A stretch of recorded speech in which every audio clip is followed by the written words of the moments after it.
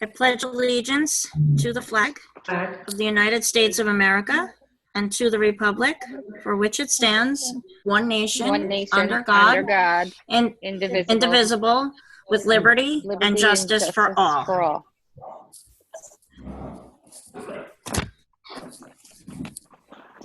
Okay. For Susan Seltzer, Here. Thomas O'Brien. I see him, but he's not. Okay. Matthew Buckley, Here. Michelle Kaiser, Here. Yukon Lee, Here. Barbara McInerney, Here. Aaron Nowak. Here. Thank you very much. Okay.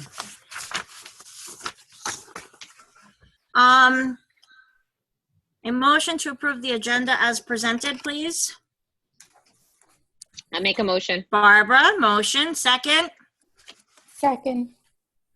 Thanks, Michelle. All in favor? Aye. Aye. Opposed? Motion passes 7-0.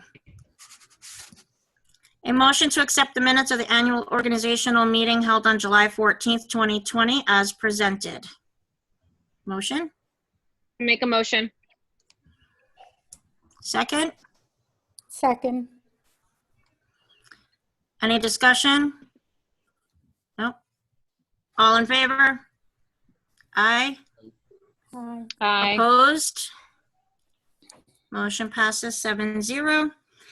A motion to accept the minutes of the business meeting held on July 14th, 2020 as presented. Motion? Make a motion. Okay, second. Michelle? Second. Got the second? Okay, any discussion? All in favor? Aye. Aye. Opposed?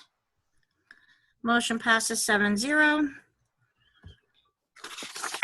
A motion to present, a motion to accept the minutes of July 29th, 2020 special business meeting as presented. Motion? Make a motion. Barb? Second? Second. Michelle? All in favor? Aye. Aye. Opposed? Motion passes 7-0. We are now on to statements and presentation. Sarah, did you want to start? Sure. Thank you.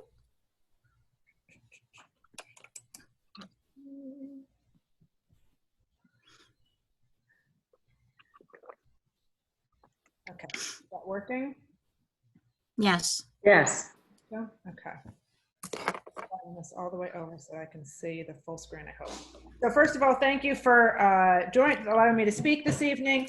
And thank you especially to the Board of Education who agreed to meet from home. We had set a goal for ourselves to make sure our meetings were all in person. And we did so last meeting, but we had a lot of sound and video issues. We had feedback and reverb issues because all the board members were on the cameras. I know that I'll be able to fix that when we can move into the middle school cafeteria and we can be out and have the larger screen and have the sound working, but it just wasn't possible in the middle school library. So we decided to move forward with this meeting at home to make sure that everybody in the community could see and hear just as much as the board members did. So thank you to the board for your flexibility in doing so tonight. But we will be back as soon as we can move, as soon as the renovations are done. And speaking of the renovations, here are 3 pictures from our renovations that are currently happening at our middle school. Can you see my mouse when I'm over the screen? Like if I move my mouse? Yes. Yes. Okay. So over here on the top left, we have the new entrance to the middle school. The concrete is coming in tomorrow. And I am promised that it will match the current concrete that is sitting there. So I'm excited about that. We're getting the new vestibule entrance here. Then Gus will be on the other side of a transaction window, and then we'll have a new office area that you'll see in a minute.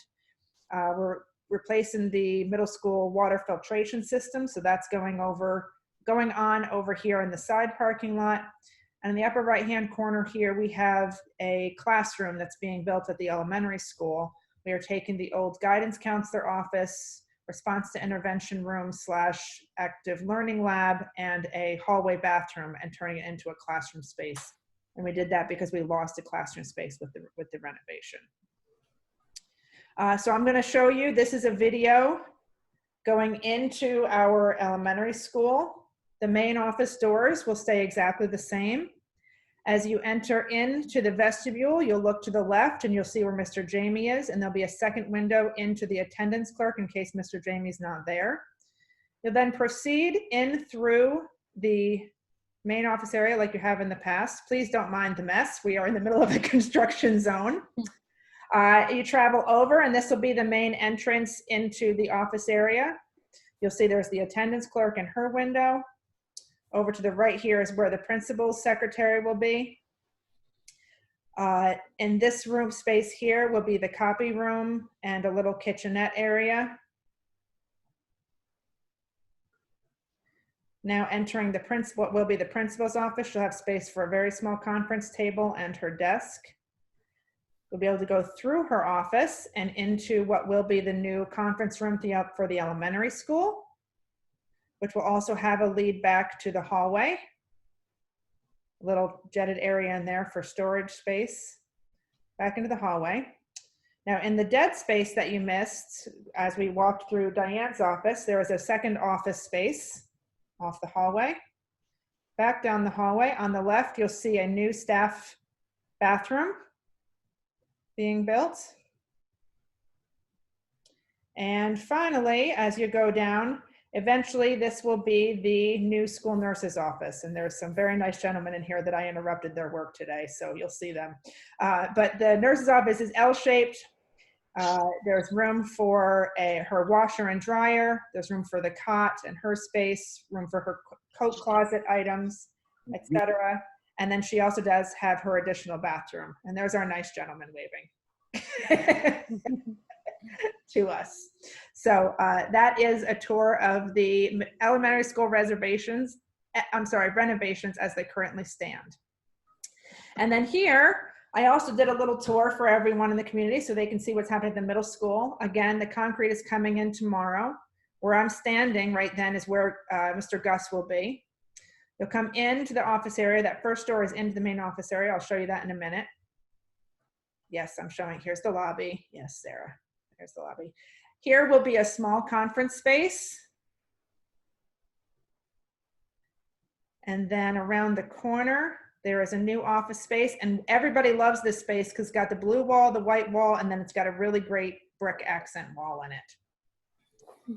Come back down. We'll enter what will be the main office area. You'll see a hallway straight down. To the right is where the attendance clerk will be, as well as the principal's secretary. The door that you see to the left will be to the principal's office, as well as they'll have storage space right there. Walk down the main hallway. There is a staff bathroom to the right. Continue down the main hallway. Where do I go next? Into the nurses' space. This will be the nurses' area this year. It's a nice big space. You'll have room for 2 cots in there, and there is a bathroom in the back. This space will be the copy room and the mail room. This will be in the future the teacher's lounge, but for this year it will be probably our well area for our children, because we are going to have areas for both our sick children and our well children this year, and it is right off the cafeteria.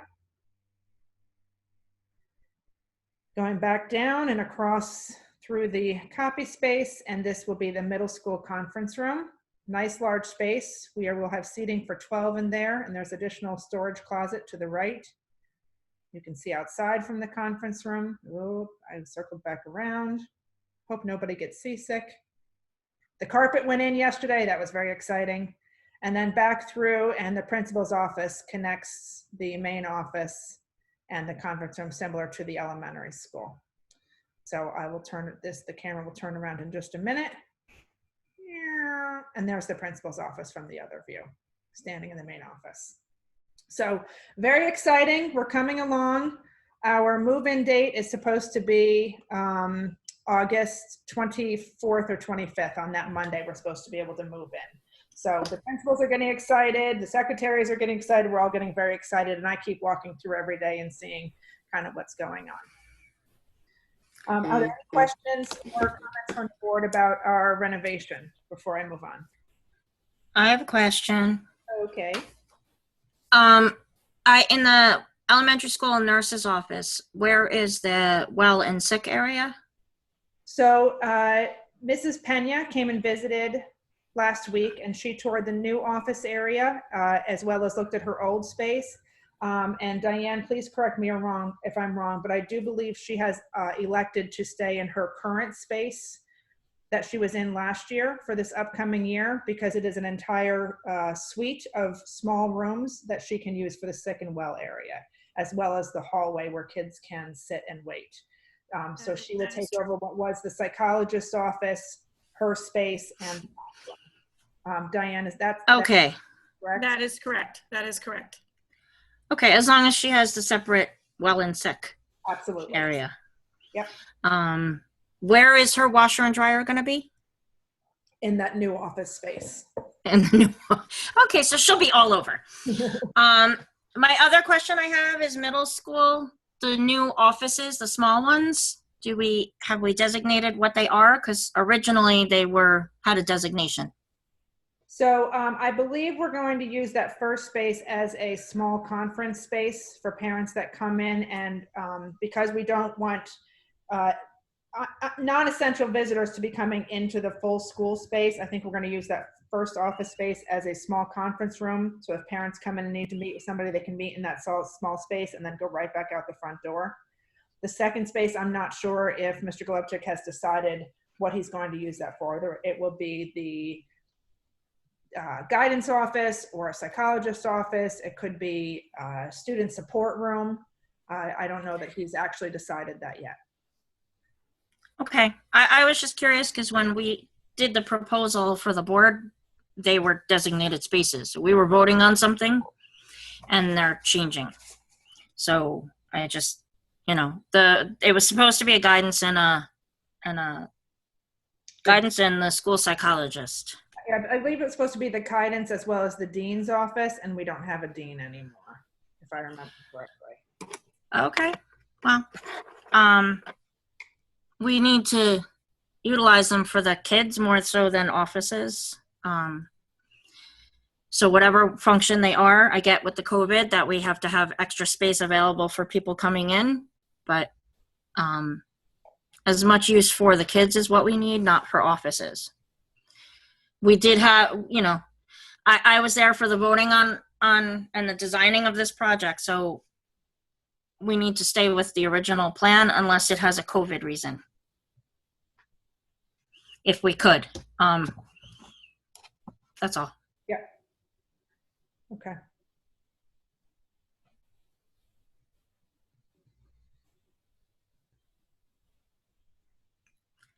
What's next? Okay. I was just waiting to see if any other board members had any questions. Oh, does anybody else have anything to say? Or is my big mouth enough? Everything's coming along nicely in the renovations. It is. It is. It's coming along great. And I'm glad Amber had a choice to pick on her spaces. So Absolutely. that makes me feel better that she got to decide what was best for her for this year. Yes. You, Quan, anybody else? Aaron, Matt? I can't see you, so. Okay. All right. I'll move on. Oh, nope, there. I do want to update the board that our Smart Schools bond has finally been approved. It has been years in the making. We went through several iterations of what we were going to use the money for. We were allotted, I believe, about $267,000, if I'm not mistaken. And when Ms. Bolshinsky came on, I gave her the assignment of we got to get this passed. And it's taken all of her time over the last year and a half. The red tape and system for getting approved is not an easy one. But I received a piece of paper slipped under my door about a week and a half ago from her that said, "We're approved." So it's very exciting. We are going to be using that money to do keyless door entry to all of our classrooms. We would like to upgrade our security cameras to be more HD and be as well as be able to move them, as well as install a new clock and marquee system that we'll be able to use in the event of emergencies. We can write written messages across the bottom and they can then scroll across.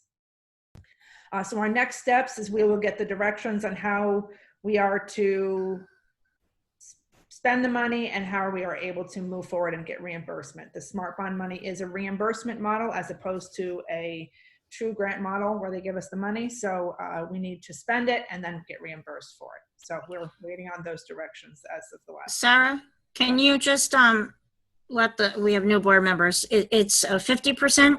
We pay 50. They give us back 50. Is that it or more? Nope, 100%. 100%. Okay. I don't know. That was like 2 years ago that we decided on that. It feels like 2 years ago. When I first got on the board. Yeah, it's a long time waiting finally. So that's great. I don't even thank you because I thought it was a 50-50. Yeah. But these are much needed upgrades for security wise. Right now we're all focused on COVID, but we can't forget about our security. Absolutely. The tax levy. Oh, I forgot to. I have one question about that. Yes. Can any Sure. of it be used for, like, being at, go back to COVID, can that be used for, like, the scanners, for temperature scanners, and it's part of security and everything like that? It cannot. This all had to be pre-approved. Like we said, it's been about 2 years in the make. It's actually been about 5 or 6 years. We went through several iterations. So all of this was decided over 2 years ago when we had to go through the system of getting it approved. And it's only allowed for certain things. It was allowed to start a pre-K program, which we decided not to do. It was allowed to build, to replace modular classrooms. We have modular classrooms, which didn't have us. It was allowed to be used to update our technology infrastructure if we could do that, but we didn't need that. And then it could be used for security. So we moved forward with using it all for security purposes. Okay. So it's a separate grant that we have received or will be receiving that Anne LaRoe is working on that we will be allowed to use first thing on something like our temperature scanners. But Okay. that's a different grant. Thank you. Right. And Matt, the new the clocks and the marquee. So if there's an emergency, they'll be able to type in really quick a message that could be read by the classrooms or throughout the building. So with our doors that lock and everything, it would allow messages to get across the building if there wasn't, if in a true emergency like that. So if you go back a couple of years at the time, these were things that were really important. Yep. But the world changes, but we still get them, and and upgrade to our cameras is a good thing too. Okay, Sarah, thank you. Matt, do you have any other questions? Anything? Nope. That's Okay. it. Thanks. Okay. The tax levy will be coming later in August. We do have to approve that officially every August. Anne LaRoe is working with the town of Warwick on it. And new this year, we believe that there will be an option for credit card or other electric forms of payment, but it will not affect the amount that we collect. So that will be at the end of August that we do the tax levy. Air filtration in the new office spaces. So our new office spaces that are part of the renovation are not capable for the MERV 13 rating. And I'll talk a little bit more about MERV in a few minutes, but MERV 13 rating blocks all bacteria and viruses, not just dust particles. And up until COVID, that wasn't anything that schools would consider or would be recommended or would be installed in schools. So when this project was designed, there was no, it just wasn't something that schools would consider. It was something really only for hospitals. So now with COVID, the board decided to move forward with upgrading to a MERV 13 system in all of our classrooms and in both of our buildings. But we found out last week that the new office spaces cannot be upgraded. So the engineer, Mr. Porras talked with our engineer, and he advised that with the limited number of occupants in the office spaces, as compared to the classrooms that have anywhere from 10 to 25 kids during a normal year, but this year they'll have 10 to 12 students, that a MERV 13 is really unnecessary. However, we know that this is something that was really important to the board, and we want to make sure that all of our staff and employees and students are protected from COVID as much as possible. So I did ask Rob to look into and ask what kind of device would be needed to install into those spaces in order to upgrade them to a comparative MERV 13. So the engineer came back with the PuraShield 500, which would be able to be placed in any of the rooms. If we were to put one in every single space, we would need 10. And Aaron, can you mute anybody who's not supposed to be unmuted? It's just cutting into it's fighting over the speakers. Thank you, TJ. I didn't realize that. They are about $1,500 a piece, and so if we put one in all 10 spaces, that would be $15,000. So I would like to receive the board's feedback and thoughts on this. I say go for it.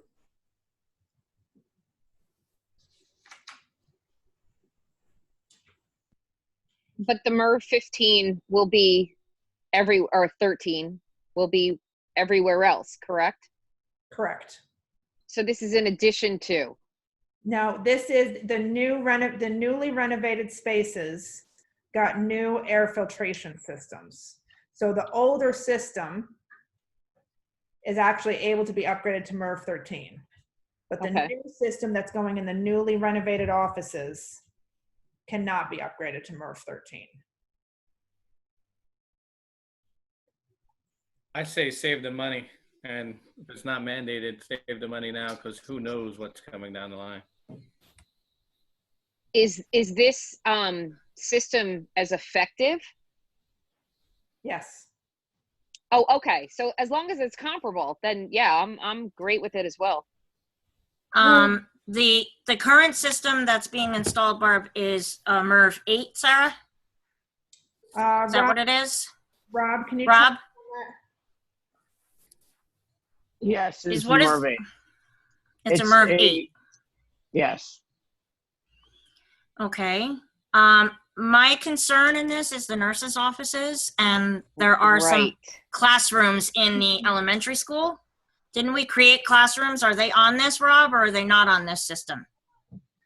The one classroom that we've created is not on this system and will be using a MERV 13 filter. Okay. I'm concerned about the nurses' offices. I think they should have the most filtration that we could give them. They would potentially have exposed, possible COVID children or adults. Right.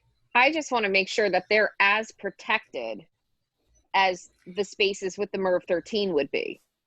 We would have to put in this system, Barb, these extra devices. So yeah, then definitely. Right. I don't know if I want to say the office isn't as important as a classroom, because that's our staff. Of course. But most especially the nurses have to have it. They have to. So you're saying to I put know the MERV 13 with the nurses? Definitely. I mean, Matt's saying to hold off. I mean, there's 7 of us, so let's, everybody else, can you chime in? Is it everywhere? But Matt, I think you would agree, at least at a minimum, the nurses' offices. But what does everybody else have to say? Erin? I can't see you guys, so I'm just going to pick a name. Erin, what's your opinion? I say do it.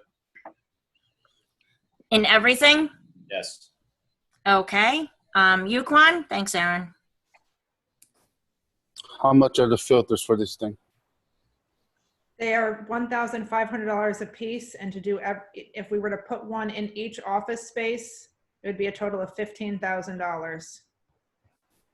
No, What the is the machines themselves have to have a filter, no? This machine. Yeah, what's the replacement on it? I'll get a number on that tomorrow. All right, so this is in addition to the original MERV 13. This is just in those spaces that can't have MERV 13, Barb. Right, understood. So it's in addition to. So we're already putting out there the what was it, 60 whatever, 60,000, whatever it was, right? This is on top of that. So this is in addition to. Correct. Okay. Right. Yeah, go for it. But the MERV 13, if we can do it in the nurses, if that's more protection for, you know, Right, in they the nurse's have- office. It's a question of if we wanted to save money, we would still have to do the nurse's office, but that would leave out the principals, the other parts, the copy room that has a lot of people in and out, or the teacher's room. Exposure being, you know, those high traffic areas. I don't know if we want to pick it apart, go for the whole thing. Can we get other board members in? Michelle? Sorry, Matt, I didn't mean to cut you off. I'm going to say that definitely the nurse's office. I'm a little hesitant to go with all the rooms, only because I feel that we are just tacking on so much money and we don't know what the future holds. I mean, it's already, you know, they're predicting, at least for us alone, just $250,000 per year in PPE alone. So, you know, I think where we can save as much as we can, we should do that.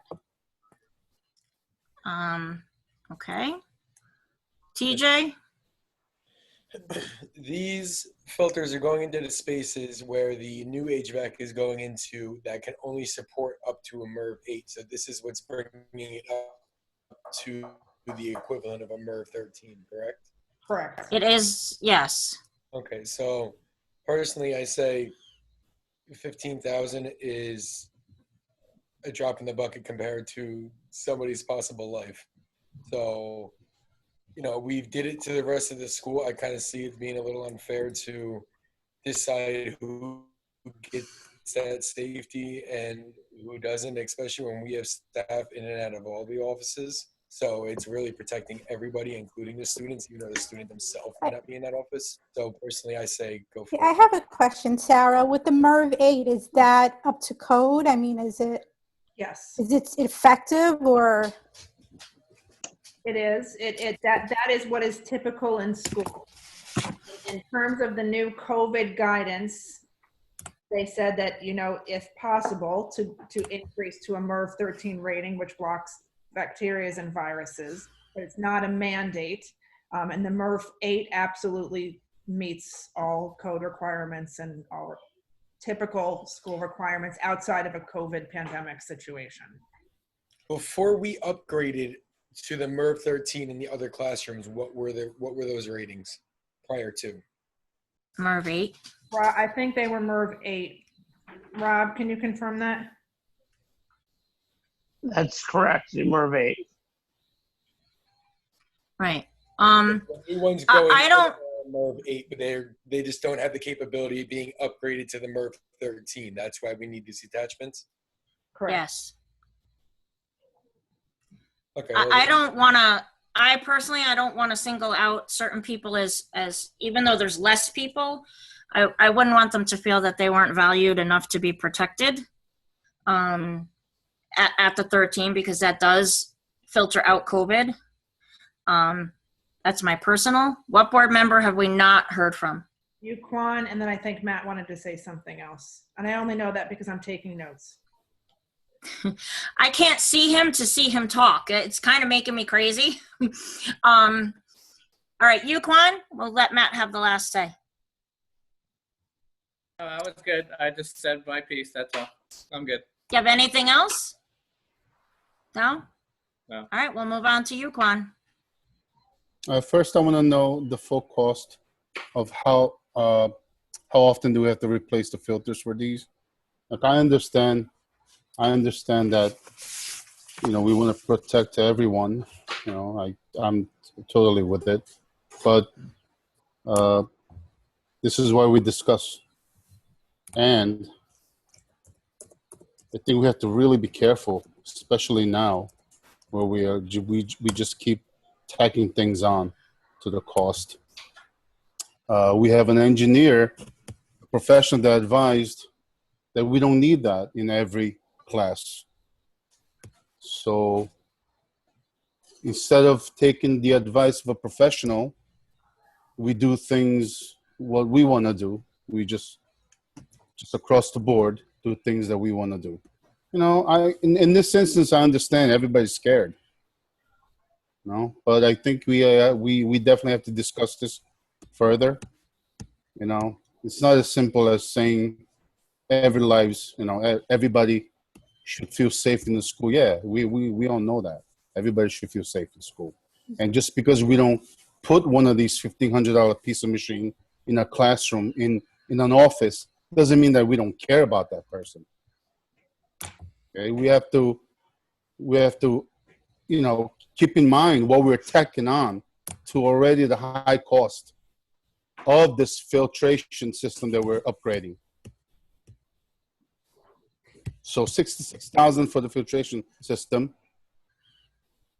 Filters every quarter. That's $3,000, I believe. Now this machine, 10 machine, $1,500 a piece, 15,000. Yeah, that might not be much. And then you add in the filter cost, and then you add in something else. You know, now I'm not saying, you know, it's really nice to say, you know, everybody that works in the school matters. Yes, we all know that. We know that. Okay. We're not saying because we don't put one in the closet, you know, the janitor doesn't matter. That's not what we're saying. We're taking opinions from professionals. We're listening to their advice. And there's this engineer. He said, that's not necessary. Now, does he think that the lives of that person that would occupy that office doesn't matter? No, that's not what he's saying. He's probably using his education, his experience, his knowledge to say these things. So if you want, we can discuss this further. I'm not against putting one at least in the nurse's office. I'm definitely not against that.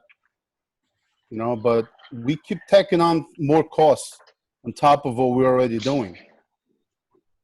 You know, I don't feel comfortable doing it. I just don't. So I don't think if we keep tacking on costs, we definitely have to talk more about it. Okay, it doesn't take one meeting for a few hours, so we spend $15,000 at the drop of a dime. Okay, $15,000 or $1,500 doesn't matter. I feel the same way. We have to talk about it. That's all. Sorry for the rant.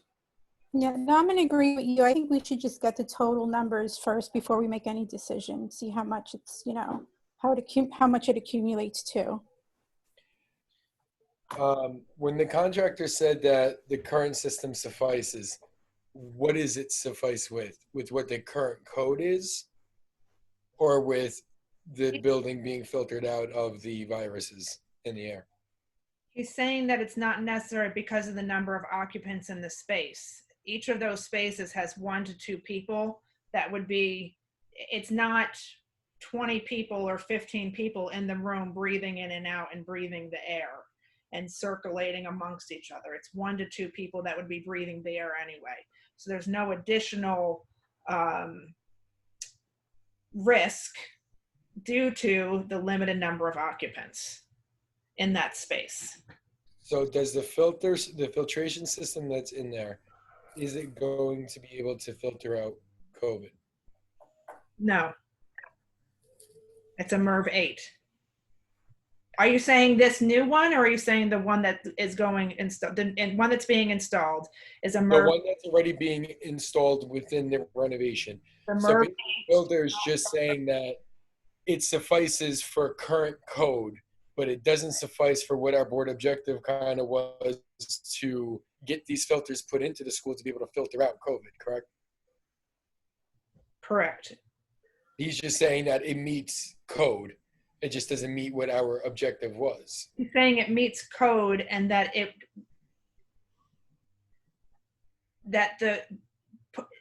that putting this in is not necessary because of the limited number of occupants in that space.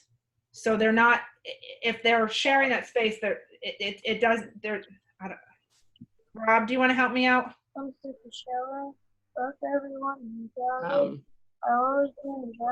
Yeah, can you mute your mic, please?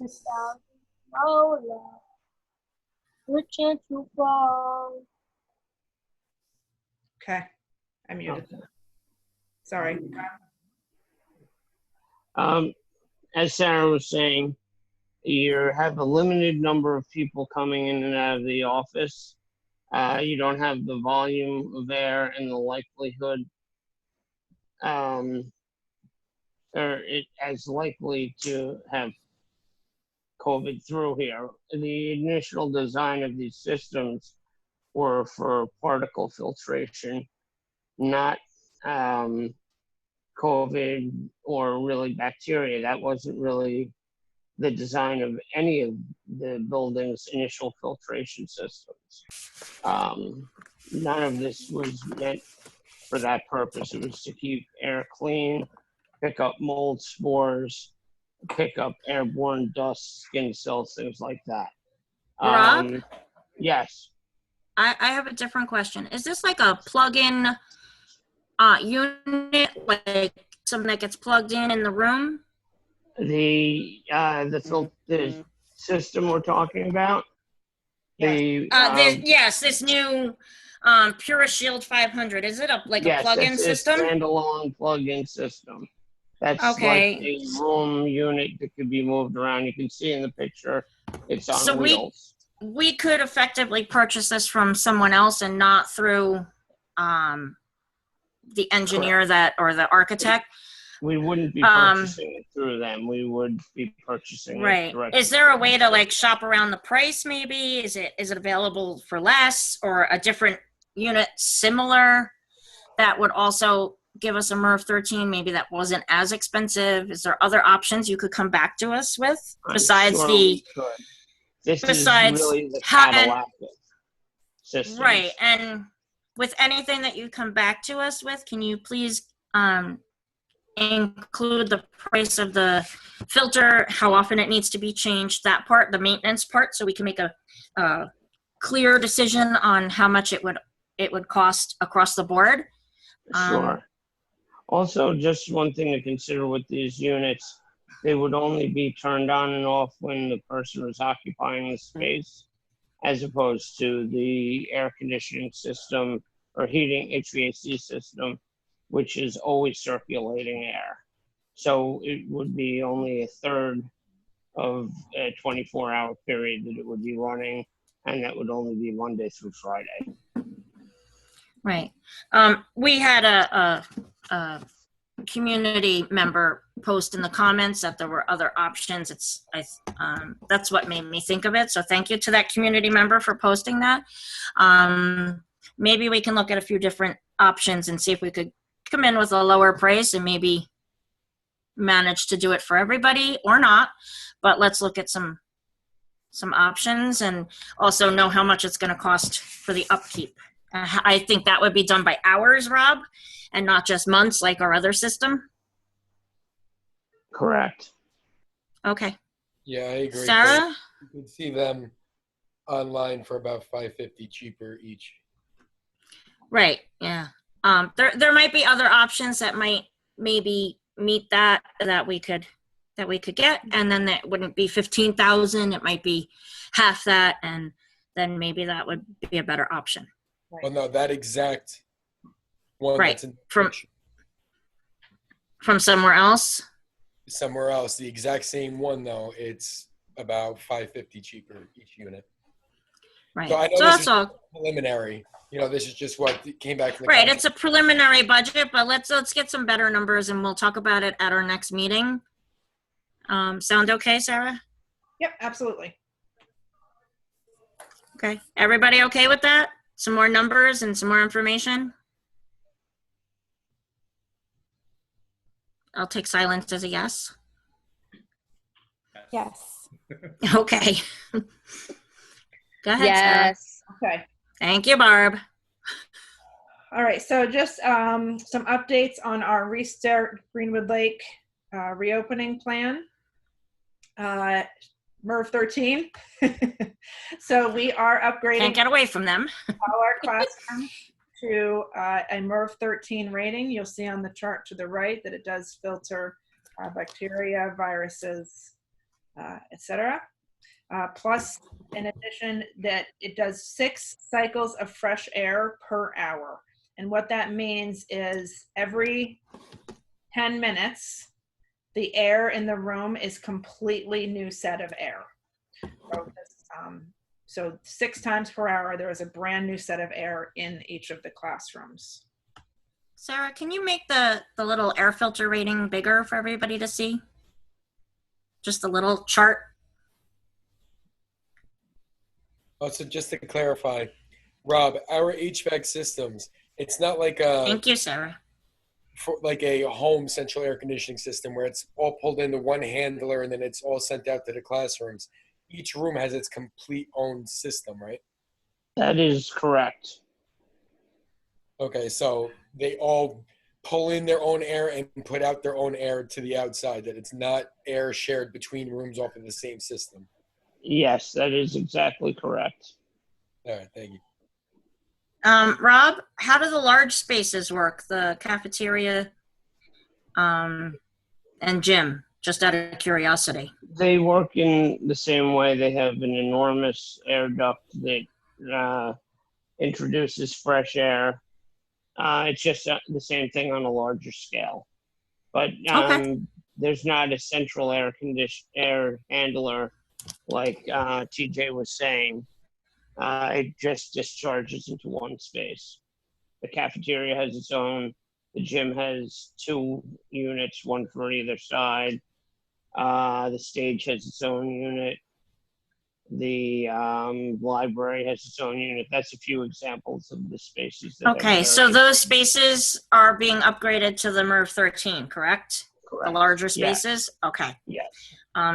For anybody that's watching, I asked Sarah to blow it up so we can see what a MERV 13 does filter out and why we chose to make the initial expense for all the classrooms.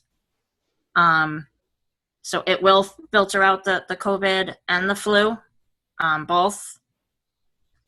So, okay. So the ones that are going into those offices where we are asking for the PR Shield attachment is a MERV 8, you said, correct? Yes. Okay, and by adding that unit, it'll bring it up to a 13. Yes. Okay. That's what they said. That's what I done heard. Okay.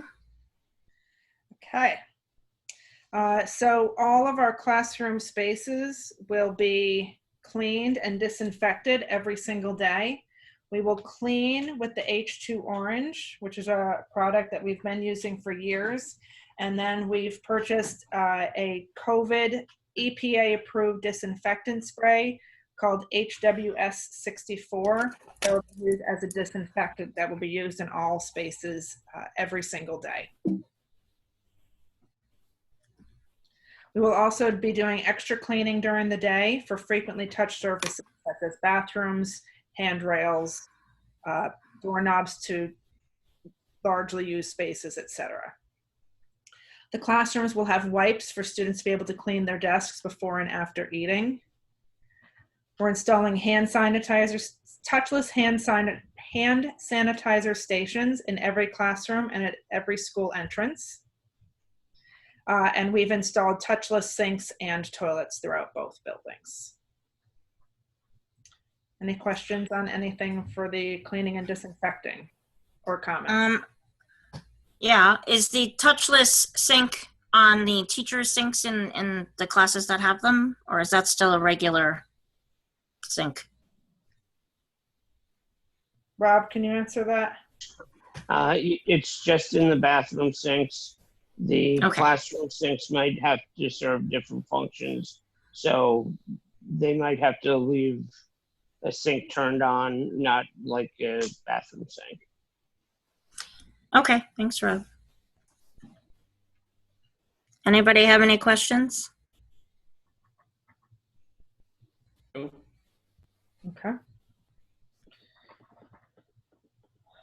Okay, so the use of teaching assistants and aides. So we do have teaching assistants and aides that we have employed in our district in the past. They worked in kindergarten classrooms, they worked as one-to-one assistants for specific students. And although we may not need them in the role that we traditionally have had them, we do need to continue to use those staff for monitoring purposes, for monitoring students, for the additional monitoring of students due to COVID. For example, one student in the bathroom at a time. Also, if the student that has a one-to-one aide opts for the remote instruction, we would not need that person. But if the family changes their mind and opts to participate in in-person instruction, we would need to have the assistants ready for that job. So we will reevaluate as parents change their choices between now and the school year or throughout the year where we are. I don't believe we're going to need any more full-time teaching assistants or aides at this point. But I do know that we will need additional lunch and recess aides, and that's in large part due to the fact that students will be staying in their classrooms. So rather than having or the entire grade level or 2 grade levels, sometimes even worth of students in the cafeteria, there's going to need to be 1 adult per classroom with the students during their lunch and recess time. So we will move forward with hiring some 3 to 4 hour lunch and recess aides. Okay. The beginning of the school year has been a large topic of conversation in the last couple of weeks. We have a lot of work to do with our staff to get ready for the beginning of the school year.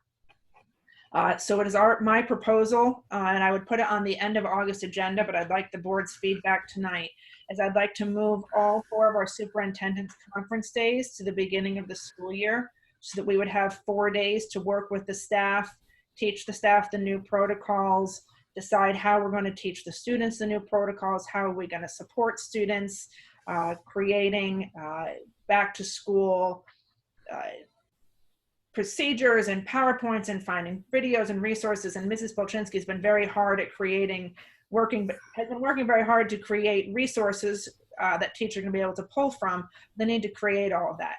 In addition, we also have staff that are in new assignment areas that we need to talk to them about their new assignment areas. They need time to work and with their peers, plan, etc.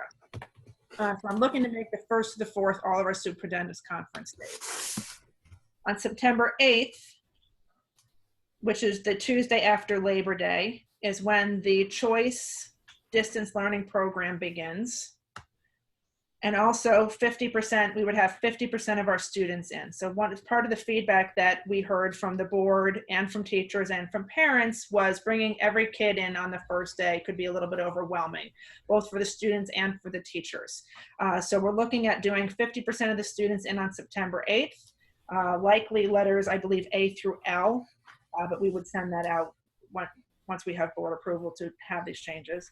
On September 9th, the other half of the students would come in to school, and we would take that opportunity to teach them about how we're going to enter school, how the classrooms are going to be set up, the rules, the procedures, etc.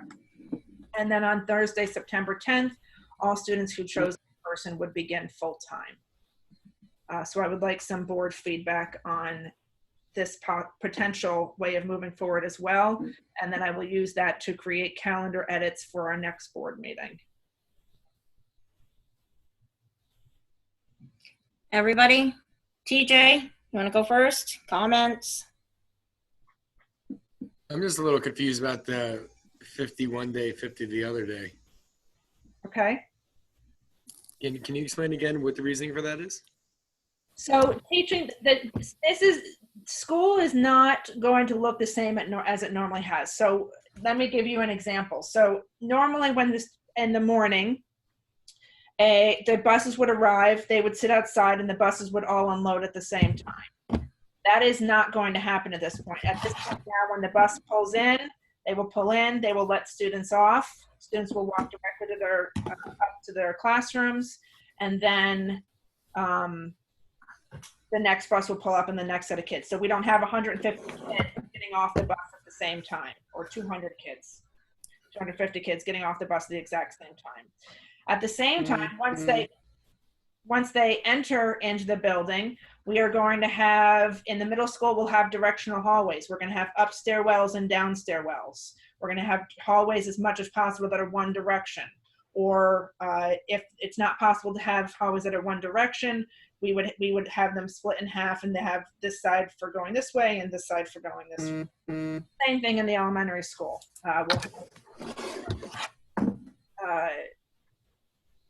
And teaching the students that. Also teaching the students about, washing your hands, how to wash your hands for 20 seconds at a time, what it means to, take the mask on safely, take the mask off safely. All those types of things that we don't normally have to teach kids and isn't a typical part of school that we have to teach students in the first couple of days. So the idea is if we have half the amount of kids in school for the first 2 days, we can teach them in small groups and take them around easier than we can a whole group of students.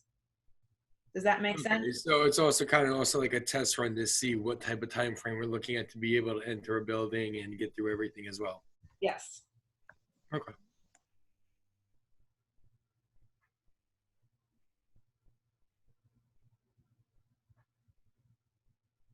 Anybody else have anything to say? I think it's a good idea. Test run. I agree. Yeah, I'm fine with it. Absolutely, I agree. I have one question. I'm fine with the 50-50, but are we going to be letting one bus off at a time, or are we going to let them all out at the same time? Like, how is that going to happen now? So all the buses will get off one at a time. One bus as they pull up. One bus at a time? Yes. And then the same thing in the afternoon, we will load one bus at a time. So for example, in the middle school, homeroom, instead of being 5 minutes, homeroom is now going to be 20 minutes long, which means we had to shorten our periods during the day, but we had to extend the time because it's going to take longer to get all the students into homeroom. Okay. Sarah, I'm just going to read 2 questions came in on our chat box that are relevant to now that you can answer rather quickly. As far as the 51 day, 50 the next day, will it be contingent on how many students are actually attending in person? Yes? Yes, if 50% of those students. 50% of those. And the other question would be, could that also be sent as a video beforehand? Is there going to be things for the parents to help with the kids beforehand in getting them ready? Yep, so Mrs. Polchinski is already working on that. She's been hard at work for a couple weeks now. Lena, do you want to speak to that just a little bit on your ideas on how you were going to implement some parent workshops and parent involvement? Yes, so I've been creating some libraries for the teachers for the training. And I'm also working on creating a library for families to utilize and work with the students prior to. And I would like to hold some virtual town hall meetings where I can go over these, give out these resources, answer any questions, give some advice on how to handle and prepare the students for that, and also some checklists that are going to be going home as well. So that's some of the things we're working on. Thanks, Lena. That sounds great. The other question that came in is, how will the walkers work? Will they be factored in all on one day, or both days? So what we will do is we will divide the alphabet, like I said, A through L on likely, and I've got to look at the numbers one more time, but everything's subject to change. As of right now, on August 11th, A through L would be on September 8th. M through Z would be on September 9th, and whether they're a walker or no matter what they are, if they chose in person, that's when they would attend. In terms of the car rider drop off and pickup, we are still waiting to see the final numbers on who is able to, and we have initial numbers, but just to finalize, and we'll confirm with those families that they indeed are going to agree to drive their children to and from school the first 10 weeks. Once we see what those numbers are, Mr. Golovchik and Mrs. Connolly will develop new drop-off and pickup procedures for car riders. We still do plan on having kiss and go at the elementary school, as well as the walk-up. The middle school will likely be a drive-up drop-off, but the principals will be creating that and communicating that out to families. Okay, so we're going to use more than one entrance, but the entrance will be designated as like kiss and go, walk up, and bus drop off. So at the elementary school, there'll be 3 entrances, just as there always have. There'll be the kiss and go, the walk up, and bus. In the middle school, we'll be using 2 entrances, one for 6 through 8, which would be the main office, and 1 entrance for 4th and 5th grade students. Okay, thanks.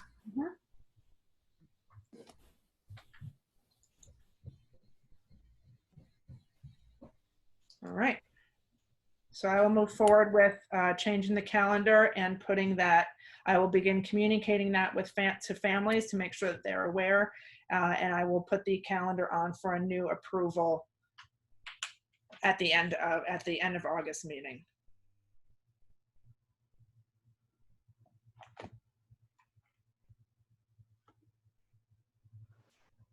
Bus slips. So one of the things in terms of COVID that we keep hearing over and over again is limit exposure as much as possible, limit exposure, limit exposure, limit exposure. So for that reason, we are going to move forward for the time being, that there will be no transportation changes until further notice. Students will be able to be transported to home or to their sitter's house only, and on the same regular schedule every week. We will not be providing transportation to the library or to a friend's house in town, etc. We will again send students home, or families will be able to identify a babysitter's house. And again, that is for consistency, safety, and exposure reasons.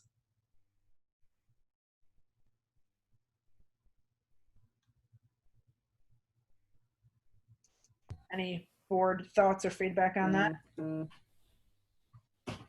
I'd just say get these kids out in the open spaces and fresh air as much as we possibly can between buses and waiting and all that stuff. Keep them outside. So I've had a lot of teachers ask me about being able to hold class outside during the day, and that's on the academic side. But my answer to every single one of them has been absolutely. Get outside, sit outside, hold class outside. As long as the weather is nice and you can do it, go for it. Good. Thank you. Okay, Sarah. Okay. High school bus temperatures. So, and I'm just going to go through here. As a reminder, at the elementary and middle school, we're planning on putting monitors on the bus to help students be able to monitor that students are wearing their masks the time, as well as support students if they have questions or are fidgeting with their mask in any way, but also to take student temperatures at the bus stop. We talked about not necessarily needing monitors on the high school buses because the students are older and should be able to know better, and it's a choice at that point if they aren't wearing a mask. I'm talking for the majority of high schoolers, obviously not special needs high schoolers, but they would typically have a monitor on the bus anyway. So what I'm looking to do is, instead of paying for a monitor on the bus over the course of the entire school year, I'm looking to purchase a temperature taking machine for the high school buses to take their temperatures. And they're anywhere, the budget number for them is about $10,000 per device. And I am proposing this as a part of the board's initiative as per the last board meeting to move forward with making sure students do not have a fever before they get on the bus.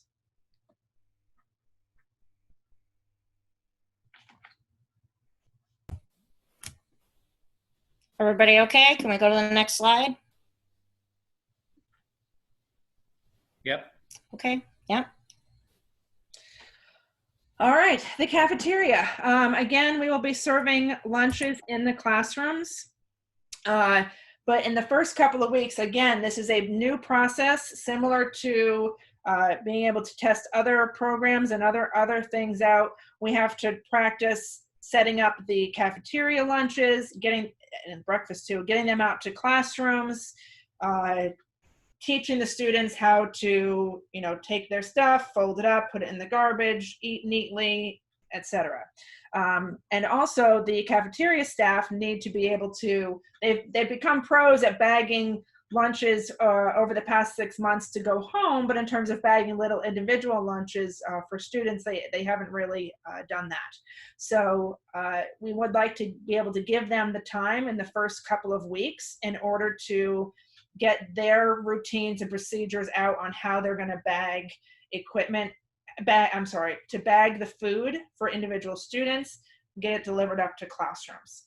So what the proposal is from Alan Molnickel, who is our Director of Food Services, is to start with cold options only for the first 2 weeks of school so that they can get the procedures down and get the delivery down, have the coolers, get them up to the classrooms, get them emptied, collect them, get them ready for the next set of classrooms, etc.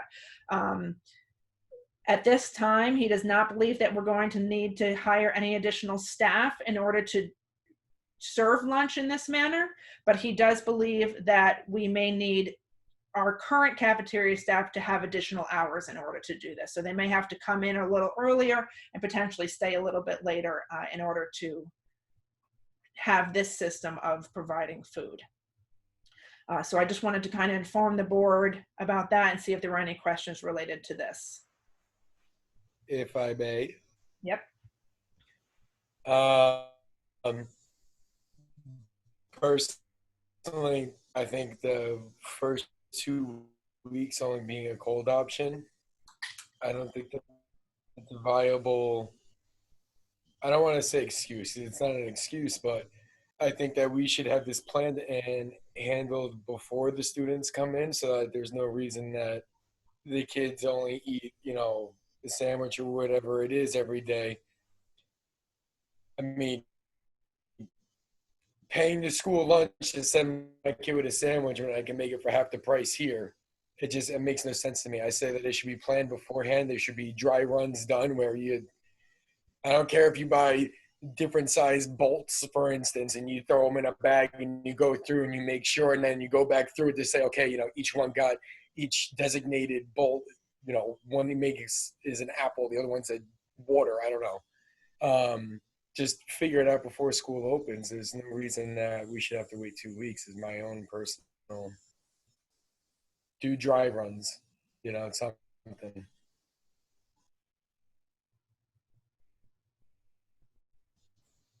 That's it for me. Have you talked to this cafeteria staff about this at all? Like, has this been brought to them? I have not personally talked to them. Anne, do you want to speak to this? I know Alan's not on the call. Otherwise, I would go to Alan on this. Anne, do you want to speak to this at all?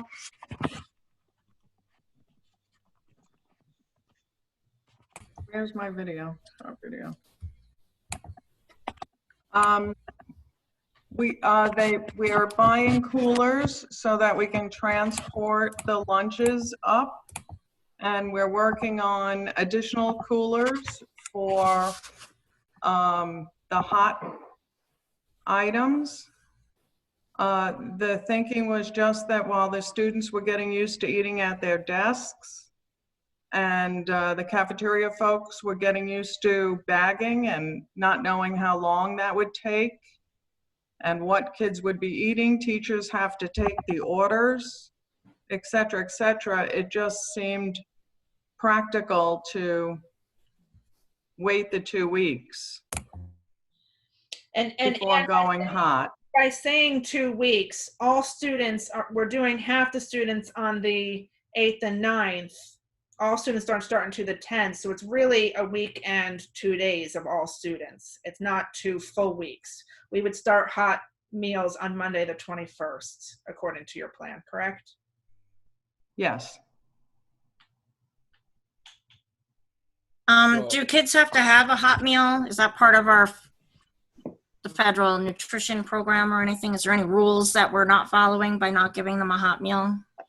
Or what if it was their only hot meal that they had that day? That's also You know, something to consider.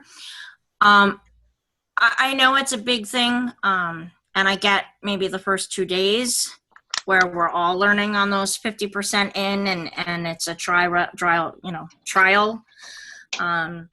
But I worry, I thought we were supposed to provide the hot meal. I thought there was something in the food nutrition program that said we had to, but I'm not sure. I haven't read it. Well, I'll definitely follow up on that and get back to you. Okay, thank you.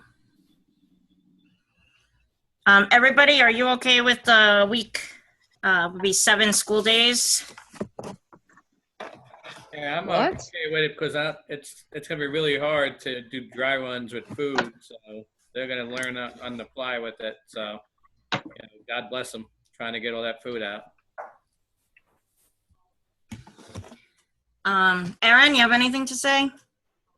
No, I kind of agree with what Matt says. I mean, if they get the process down faster than earlier in the second week, then maybe try to make the switch towards the end of the second week. But I understand there's going to be a lot of logistical things to work out that can't really be practiced without the kids there and everything.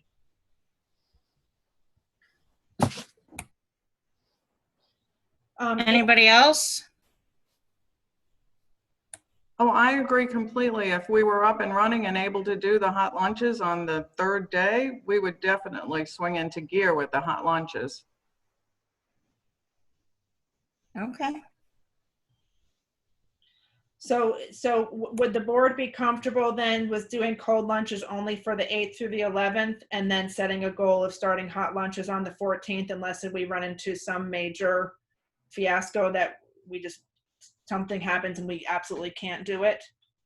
And that gives us half the kids' days on the 8th and 9th and then cold option on the 10th and 11th and shoot for the 14th? yes, I'm better with that. Yes.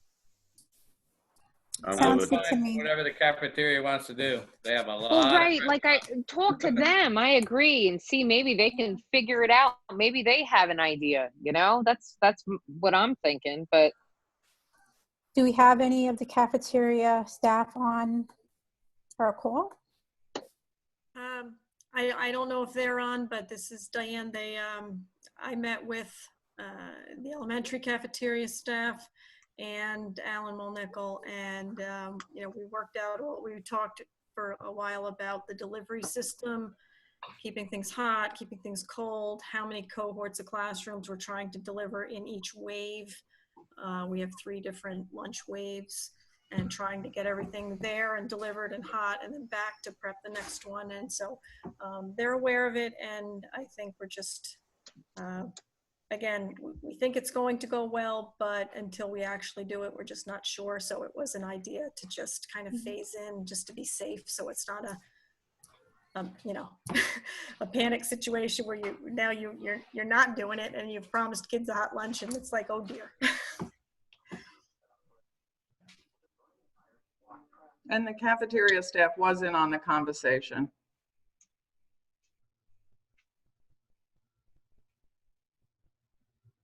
And did they seem like okay with it? Or, I mean, did they feel like that they could manage? Like, did they have any input as far as? Yeah, everyone wants it to go smoothly. And so, well, we course, wanted to get into. Of course, and not to put any added stress on anyone, but I mean, did they indicate that they could handle it and say like, let's do it? Or were they like, okay, you're right, let's, go that direction kind of a thing? You know what I mean? I just, like, if they could handle it and if they wanted to do it, like, to me, let them fly. But I don't want to add any additional stress or pressure unnecessarily. Are they receiving any help or any type of training of how to deal with a serving environment like this? Like, for instance, nursing homes that do things like this daily or anything. Is there any type of prior training they can receive to what to expect and how to, get over these barriers quickly? Anne? I'm sorry, I didn't understand. It was breaking up on my end. I don't know I what the said, is question is. there any type of training that they're going to be receiving or that they can receive for, say, people that run nursing homes and stuff like that, where this is done daily as a norm, so that they can get some prior experience or, know what hurdles they might run into and how to overcome them, or, be proactive of what situations they might have prior to. We're relying on Alan Molnickel's experience. He worked in a nursing home and very large school district, Poughkeepsie. The cafeteria staff has experience preparing for field trips and things like that. We were just concerned about the teachers submitting the orders and getting the hot and cold orders up. So we were just concerned that we would have a, dry run with cold food that we would know we could serve cold and then move on to the hot food.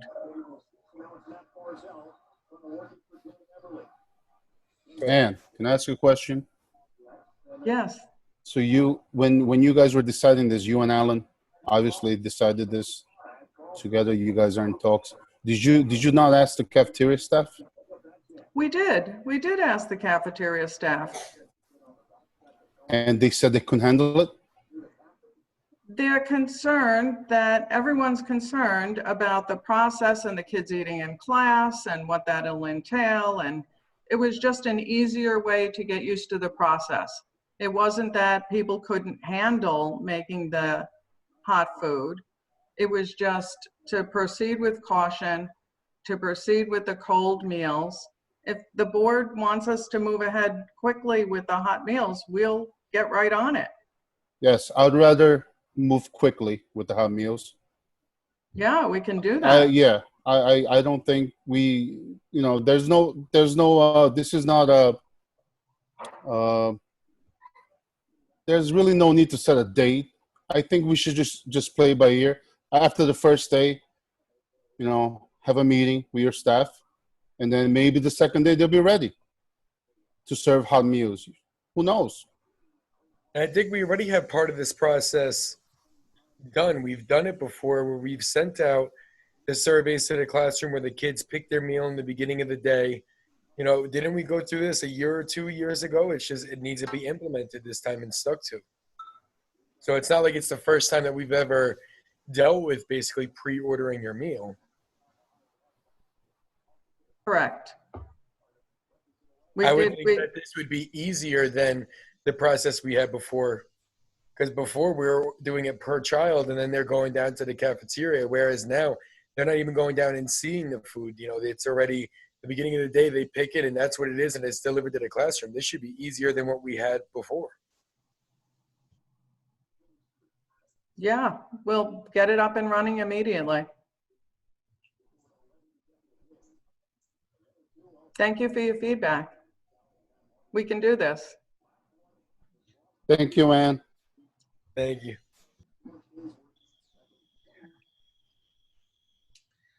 It goes back to what Barb said before. There's some kids that this is their only hot meal a day. And I just feel like we could be a lot more proactive with trying to figure it out and get it done prior to school starting. I mean, it's only August 11th now, so.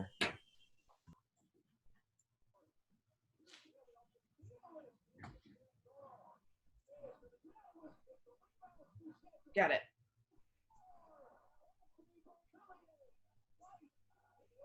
Okay. So what I'm hearing is if that's really what we feel we need to do for a couple of days, we can, but move into hot meals as quickly as possible. Whatever the cafeteria workers want to do and handle it the way they need to do. I've never worked in the cafeteria before. I've never been a boss of a cafeteria worker. I'm not going to tell them how to do their jobs. Let them figure it out, and God bless them.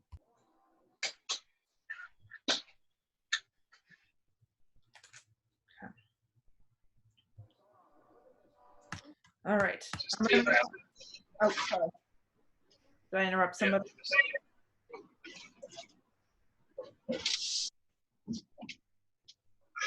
Okay. So we're looking at proposing, what I'd like to do is add a custodial staff member to our custodial team. The pandemic has changed the way we maintain and clean our facilities on a daily basis, not just an overall basis. So to meet that greater demand, we'd like to ensure consistency. And in order to do that, we would need greater oversight over the custodial process. We do have a head custodian position that, although we have it, he's still responsible for a section of the school. He doesn't have the time to regularly monitor activities of the second shift custodians. So what we propose is creating a new custodial position and hiring someone in that position. And that would allow the head custodian to provide more one-on-one training, monitor the daily cleaning logs to ensure that everything's being done according to our new cleaning procedures, work with substitute cleaners, put an eyes on the section to make sure everything's done and ready for school the next day. And then if for some reason we couldn't get a substitute, he would be available to clean a section. The other side of this is that if we do have a positive case in our custodial crew, it's likely that, or even a quarantine, they'd be out for several weeks. And it's more important than ever that we maintain an adequate custodial staff. So I would like the board's thoughts on this. And then if you're comfortable moving forward, I would look to add the position at the next August meeting, as well as appoint somebody. I am A-okay with it. The more help, the better. Everybody else? I agree. I agree. Do you have anybody in mind already, or? So we just hired 2 substitute cleaners or summer workers that have been coming in. One of them are actually on tonight's board agenda to appoint. And we do have another one that has been doing well so far that could potentially be someone that would get and we appointed both of those gentlemen at our, I believe, at our last week's meeting or 2 weeks ago meeting. Okay. Sarah, how many substitute cleaners do we have now on that are readily available? Rob, can you answer that? Do we have enough substitutes, in case somebody goes out for an extended period? Currently, we have 3 substitute cleaners, and that's really not enough. We definitely need more. Okay. That would be something that we should get on so that somebody could be appointed as a substitute and trained. The cleaning is probably one of the most essential things of the school besides instruction. Yeah. How many more, Rob, would you say? In like, light what's of your COVID, what's your wish list, Rob? Let's say it like that, and then the tricky thing with substitute cleaners is if you have too many of them, they don't get enough work to keep them interested in the job. If you don't have enough of them, you can't staff your building properly. I'm really looking for 2 people that will probably get pretty consistent work when you consider vacation time, sick time, personal time. There's always, even under good conditions, someone's always taking time off. So that's probably about 4 or 5 that I would keep. I could give regular hours to fill in, barring any big COVID outbreak or anything like that. And we'll continue to advertise for substitute custodians as we do regularly. Correct? So wait, I'm just trying to understand. So you would like to hire an additional 4 to 5 substitutes? No, did I misunderstand that entirely? No, I'd like 5 substitutes in total. So, But they're not on the regular payroll. They're not getting necessarily hours every week either. It all depends on who calls in sick or takes vacation or has personal time. Okay, so if you could hire full-time people, what would be your wish list on that? This is currently my wish list. I Just really adding this one more position to free up my head custodian so he couldn't oversee things. I think we would be just right. okay. And that's basically where we're at, right? Yes. Okay.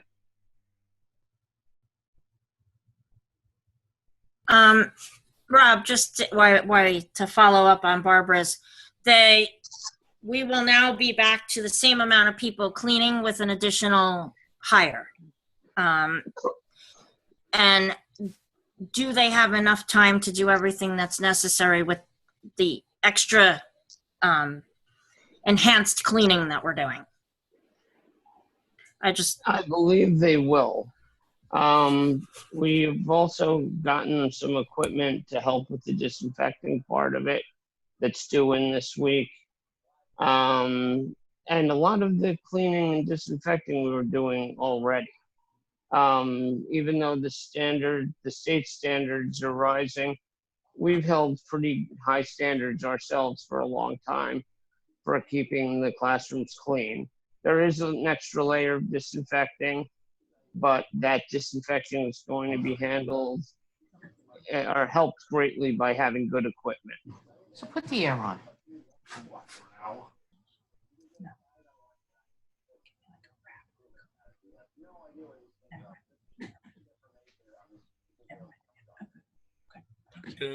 Just remind everybody to mute.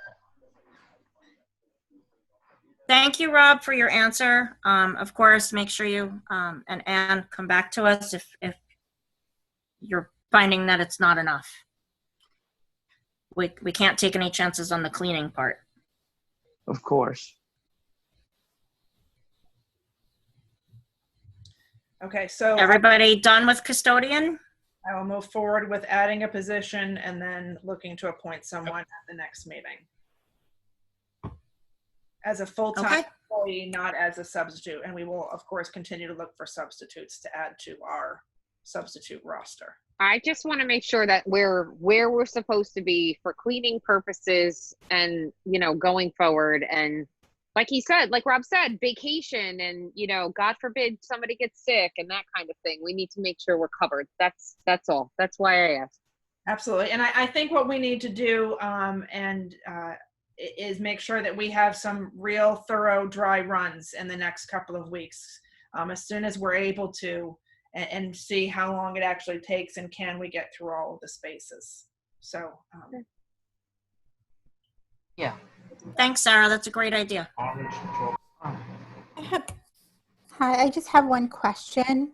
Do we have any safety measures in place for the custodial staff? I mean, they're going to be exposed to the disinfectants more than normal. Actually, Rob and I read the requirements for using the disinfectants today, and it included having got, and Rob assured me that they have goggles, face protectant to wear to use this disinfectant, because it is quite strong and was banned in schools prior to COVID. Rob, do you want to add to that at all? I had a discussion this afternoon just to verify with the vendor who's providing the product about what the proper PPE is required. One of the things that we're going to change when we choose uniforms, we used to give them short sleeve uniforms. We're going to buy all long sleeves, so when they have the disinfectant or when they're applying the disinfectant, their arms will be covered as well. They'll have gloves on. They are going to have goggles, face shield, and mask. So they will be very well protected.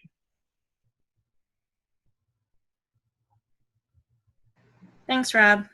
Rob, I have one question. Your timeline for cleaning, does that include with doing the outside play areas and all that now, being that, we're in COVID times? We're still figuring out the schedule on the outside play areas. Again, as the weather changes and as days get darker, the needs, it's going to constantly be changing as the year goes on. So yes, we've thought about it, but it's going to be a work in progress. Thank you.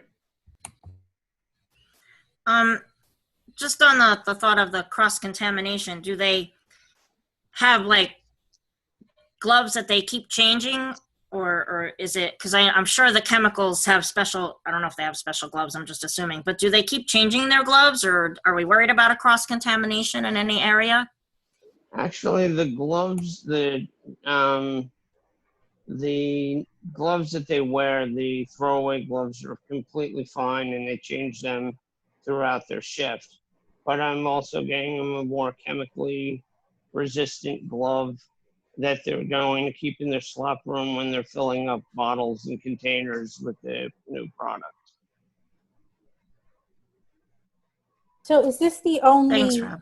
sorry, is this the only disinfectant we can use? I mean, it seems kind of harsh. All of them are harsh.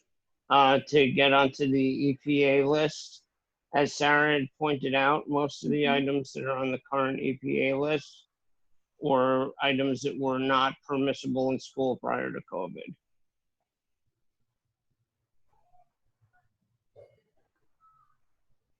Thanks, Rob. Anybody have anything else to say for Rob? Nope. Okay. Sarah, do you want to move on? Yep. All right. So I just wanted to take a minute to share with the board and with the public the enrollment survey summary information, just a couple of the questions that we asked. So we did ask parents as a part of our survey, and you'll see that we had 477 responses. So we made sure that we had a response from every single family. That if, as of today, would you enroll your child in in-person or remote learning? And this is what we've been developing all of I'm sorry. programs on. Sarah, I'm sorry to interrupt. If everyone can mute your mic, please. It's cutting into Sarah's talking. So at the time in the initial survey, we had 71% of our families choose in-person instruction and 28% choose remote learning, our distance learning program. Sarah, you got to go through and figure out whose mic is unmuted because you're messing this whole thing. Okay, just a minute.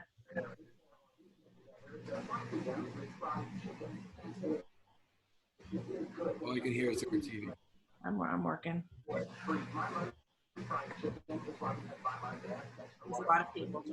Here's one. Did that do it? Yes. Okay. Thank you. All right.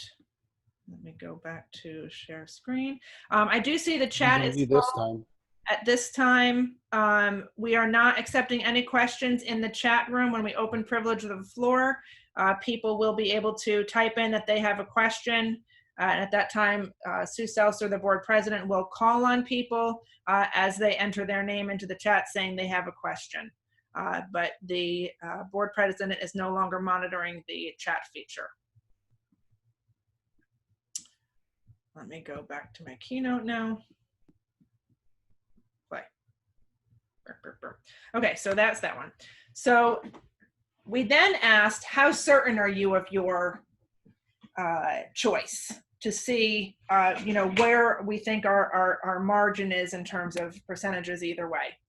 So of the families, so of the 71% that chose in-person learning, 72% are certain they're sending their kids to school, and 28% approximately said, I think so. I think I want to send my kid into school, but I might still change my mind depending on what the program is. And I'm sure as well as the regional numbers. Of the original 28% that chose remote learning, 64% were certain that they will attend remotely, and about 36% said, I'm not certain, I'm waiting to hear what the different programs will be. So that gave us an idea of who was certain and where some of our numbers might go. We also asked parents that selected in-person instruction to potentially drive their child to school in order to help us reduce the bus ridership, as well as reduce student exposure. So of the parents that chose in-person instruction, you'll see over here on the left, it was about 323 parents.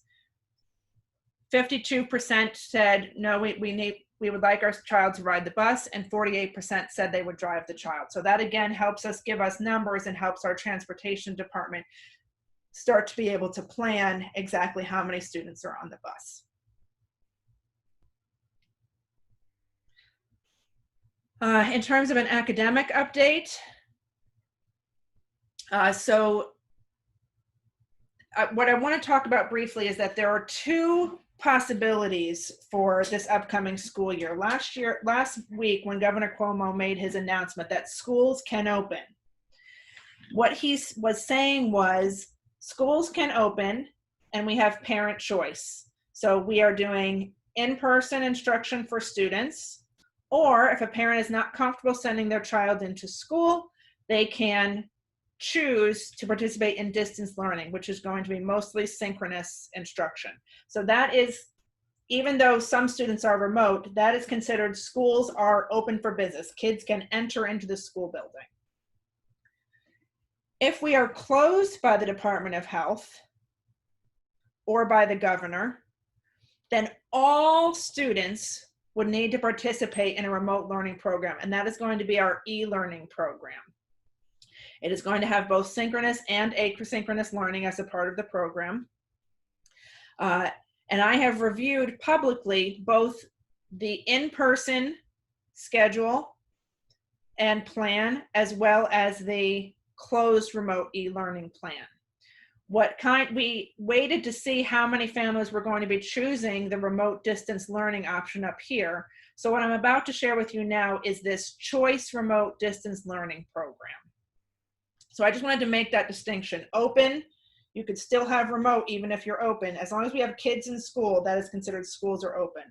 But if schools become closed by the Department of Health or by the governor, those are the only people that can close the schools except for during a snow day, then all students move to an e-learning program. So I'm going to start using, in my different presentations and communications with family, choice distance learning versus in-person, and then our e-learning program for all students.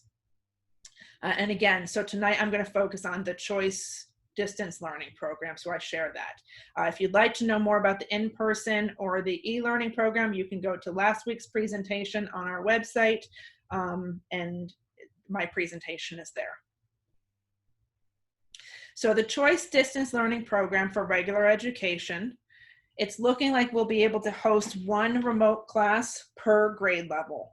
So it would be an entirely separate cohort and where we'd put all the remote choice distance learning students in one section. So what that means is that they would not stream in with in-person class. And again, this is K-6 regular education students. They would operate on a similar schedule as an in-person program. So they would have lives throughout their day. As their peers proceed through classes, they would also have a schedule and proceed through classes. They would have a reading period, a math period, a science period, a social studies period, writing, etc. But that said, one of the things that has been a big topic of conversation is what are we going to do if a teacher needs to get quarantined? So if we have a teacher that assumes that takes an in-person class and they are quarantined at home, they can still work, they're not sick, they're just quarantined.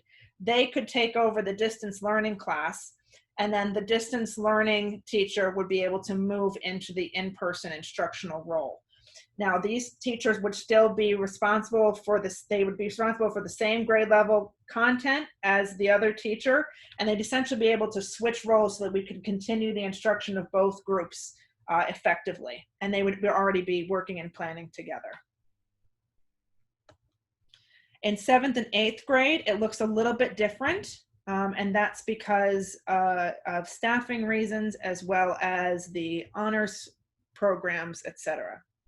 So in 7th grade, we're looking to divide the grade into 4 homerooms. There would be 1 class that would be fully remote, and there would be 3 in-person homerooms. The honors class students would stream live into the honors classes during the day.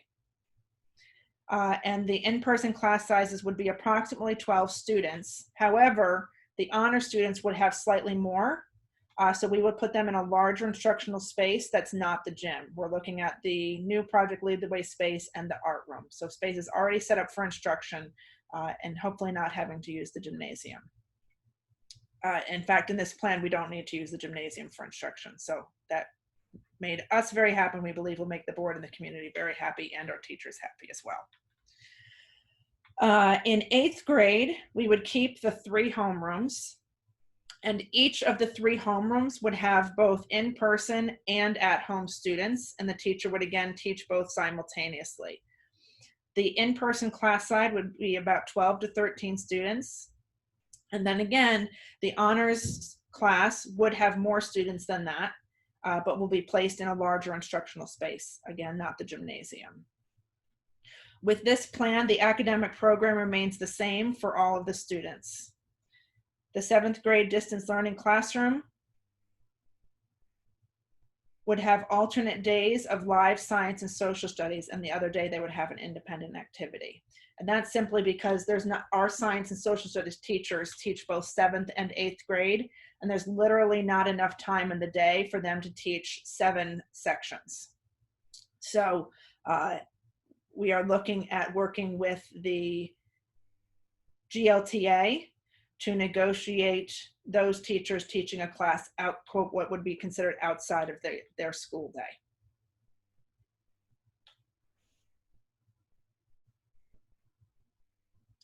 Special education is a little bit different, and I'm going to ask Amy Petrazi to join us for this part of the conversation so she can speak a little bit to the Choice Distance Learning Program for special education.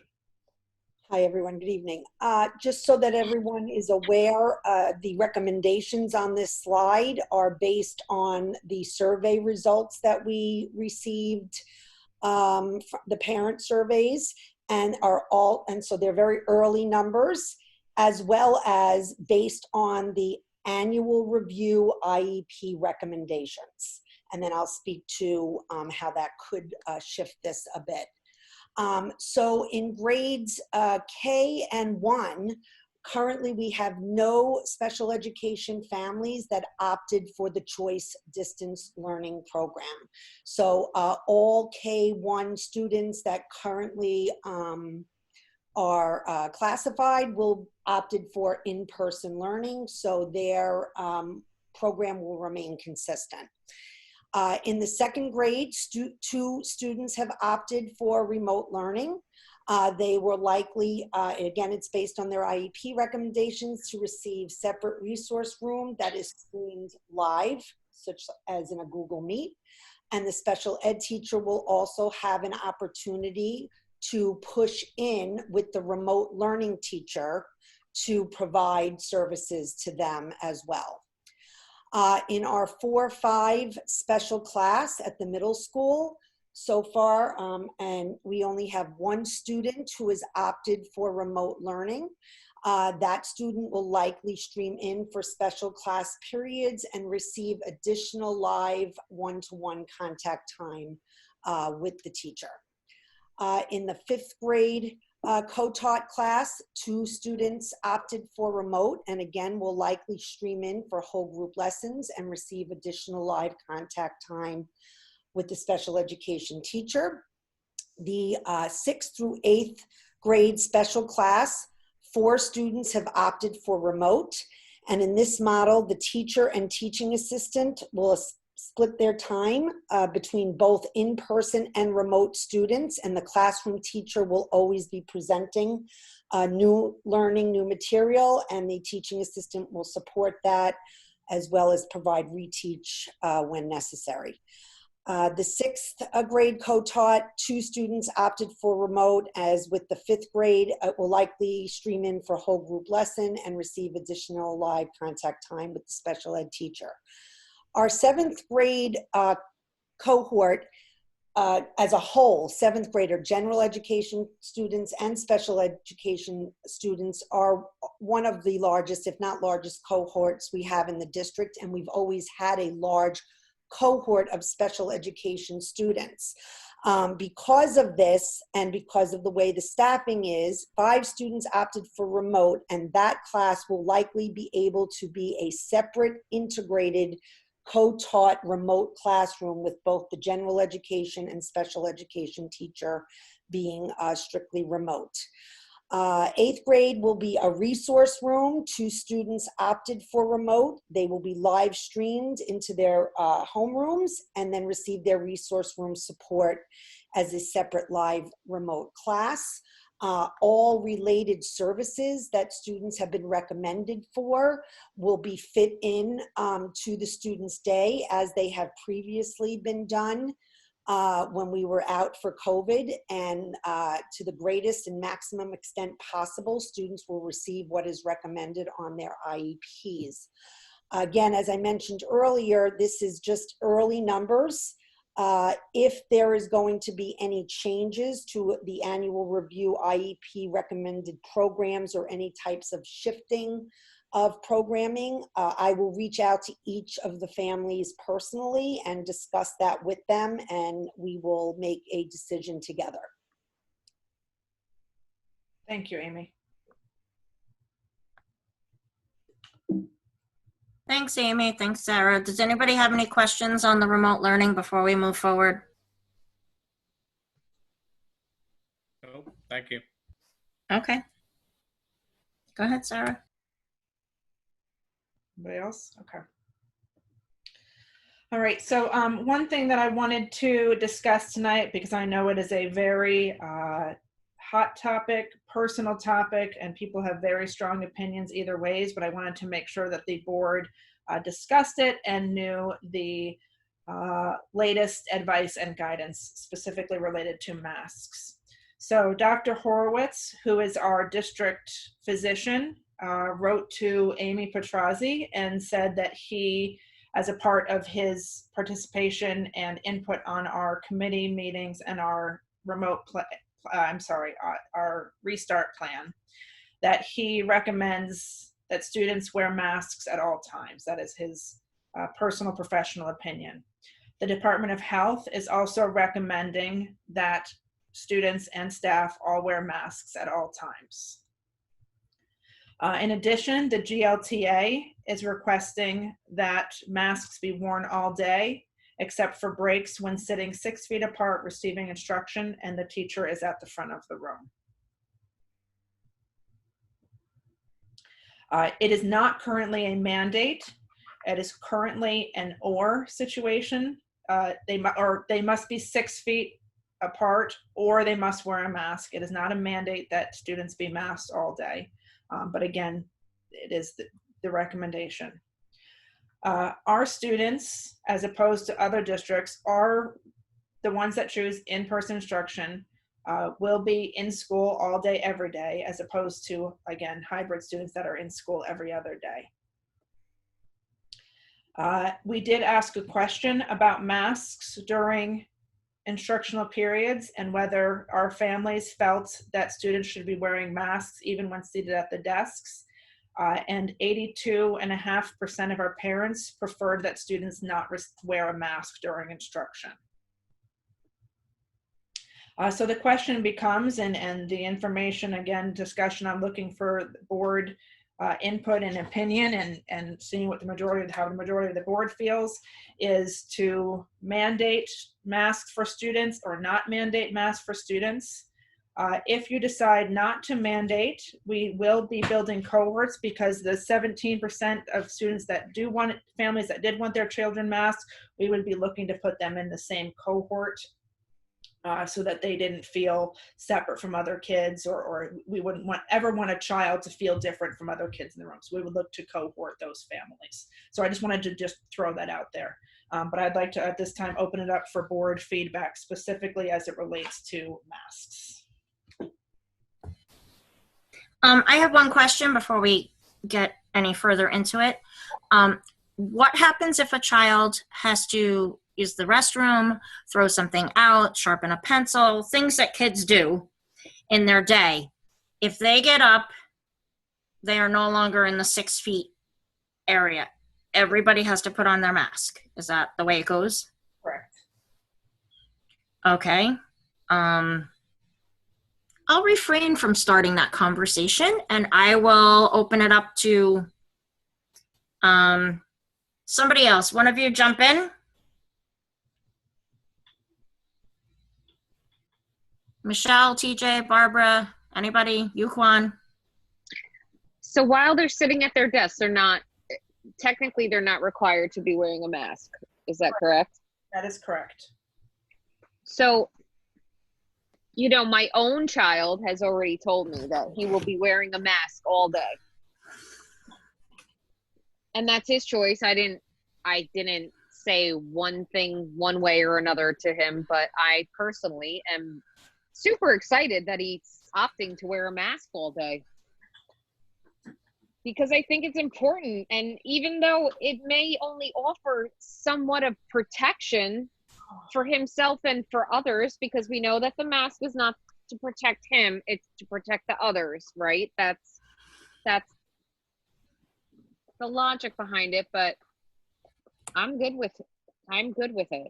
And I think that maybe not that they all should be wearing masks, but have the choice. Like, is that okay? Can they have the choice to wear the masks? I mean, like, if one wears it, do they all have to wear it? Or are the teachers wearing them? Like, what, how does... Teachers also have the choice, just like the students. As of right now, under the current plan, because it is not a mandate, it's the recommendation, but it's not mandated.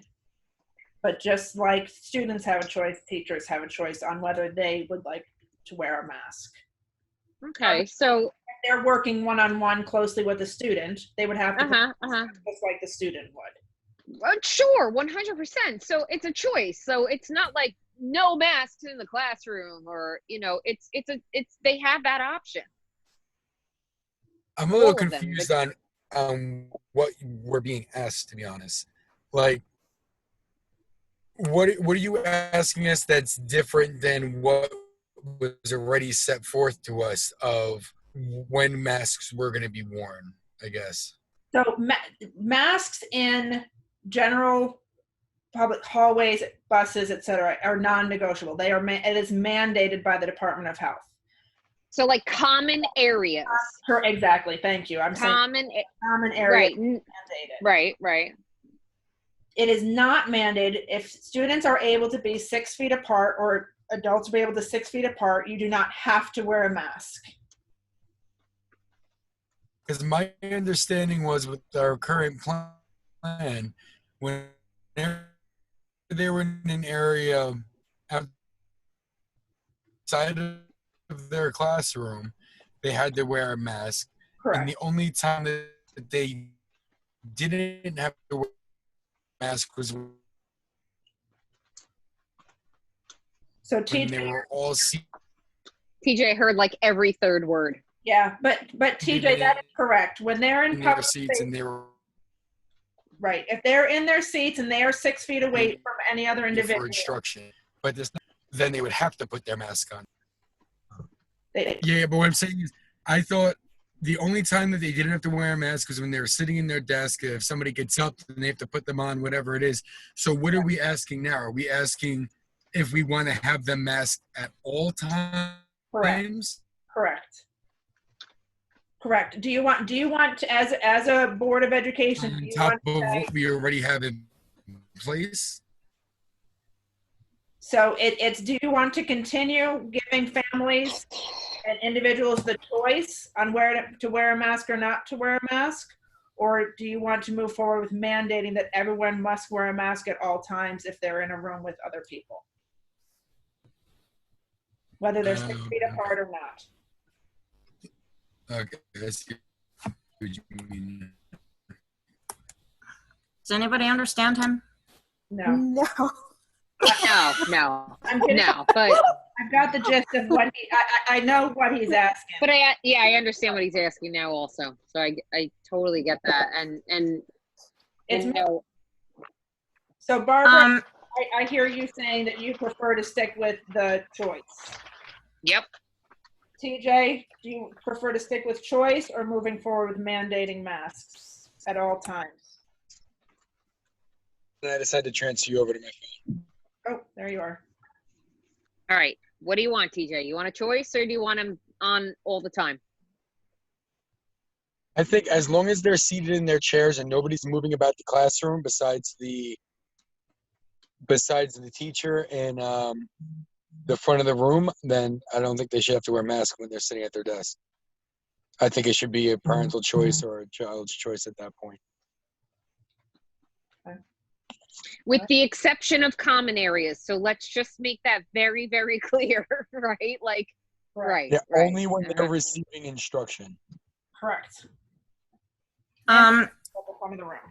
Except if you're my kid, you'll have it on all the time because that's what he's going to do. All right. Okay, I will start with my kids are not going to be there, but I am concerned about the 6 feet and kids because they're kids and they do move with sometimes very impulsively. I am also concerned with so much instruction happens typically with teachers moving throughout the classroom, and then they have to have a mask on. And we're looking at changing their teaching style because they can't move throughout the classroom without having masks on. I would almost rather see masks on except when the teacher says, we're gonna take it off now. Like, I wouldn't like to see it off all day. I would like to see it off as much as possible. But I am concerned with, our teachers teach best walking around and being in contact with the students and seeing what they're doing, and they can't do that if they have to stay in one place because of 6 feet and no masks. So if we pigeonhole them into this choice model, we're making them stand still and stay away. And that I'm not okay with. I've yet to see a teacher stand still. So, but my children are staying home. So I'm just concerned with, I would rather see it on and take it off as much as possible than only put it on when needed. There's a gray area in between. And if my child was in district, trust me, I'm with everybody else, I would like it off as much as possible, but I wouldn't want to give a directive that made the teachers feel too uncomfortable that they change their teaching style. I would rather have it on and leave it up to our teachers to say, okay, for the next 15 minutes, masks are off, but 15 minutes after that, they're going to be on. I would rather give them more power, but that's just my personal opinion. Yuquan, Matt, Aaron, Michelle. One of you, you're up. I'm going to say leave it as is. You know, we also have to take into account children who medically can't tolerate a mask as well. We have children with asthma, children with COPD. You know, we don't even, you know, we need to look into their medical, you know, background as well. They would, I think no matter what, they have a medical exemption and don't have a mask on at all unless the medical reason says they can wear it at a certain point. But good point. You know, and I just also, I mean, I know that it's recommended by the doctor and the DOH, but it just seems to be very conflicting information that we're getting, you know, from these departments as well, because they're, you know, I think if anyone has done their research and researched CDC and the WHO, there were times when they didn't recommend the mask. So, and we have, 82.4% of parents in our community who are, okay with, as long as they're social distancing, not wearing the mask. Sarah, do you have a poll on the teachers? I don't. I would say that if I had to guess, that it would be about, and again, I'm just kind of throwing numbers out here. I would guess that over half, but less than 3/4 of teachers would prefer that students were masked, and about 25 to 40% are okay with students and themselves not being masked. All right. I mean, I did reread the guidance earlier, and the DOH guidance, while not required, it's strongly recommended. And then Dr. Horowitz recommends it. So I stick with mine of masks on, with teachers using their ability to have them take them off as much as possible. That's me. Yuquan, Matt, and Aaron. What are you? Absolutely. I want my kids to have their masks off as much as they can throughout the day. My kids we have been out, going to the town beach, walking around, out and about. My son with his friends, my daughter with her friends. I'm not gonna knock you if you're scared. I'm not gonna force anything on anybody. If you're scared, okay. That's you. Okay, we're not scared. We know it's serious, but we're not scared to the point that we're gonna paralyze ourselves. Okay, so my kids are gonna keep their masks off in school as much as they can. Okay, we're gonna follow protocol, follow guidelines from the Department of Health.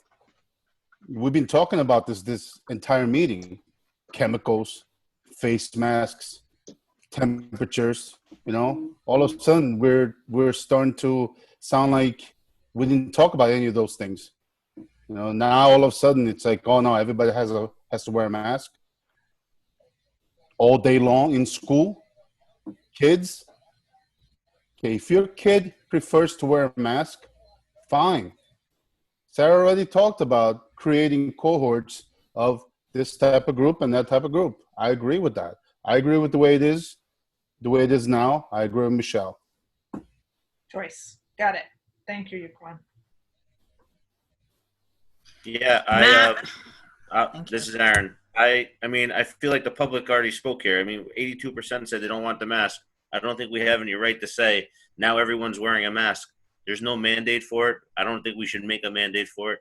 The parents are choosing for their kids to go back to school. They should get this choice as well. They know what the rules are, and it should be their decision. And I don't think it's ours to say now that we're going to change it after we went through this once and now make a mandate that everyone's got to wear a mask, because then everything's going to change on how people feel about things. I think we have a good plan here, and I think we need to move forward with it and not keep worrying that someone else is going to question something. We're putting the information out for everybody, and we're hopefully we're getting everyone's honest response here, and that's what we need to go with, and not keep over and over again thinking that we're not doing something that we should be doing. So it's not a mandate. I don't think we have a right to make it a mandate, and I think our public has spoken and said this is the way they want it to be. So I'm for no mask. Thanks, Aaron. Matt?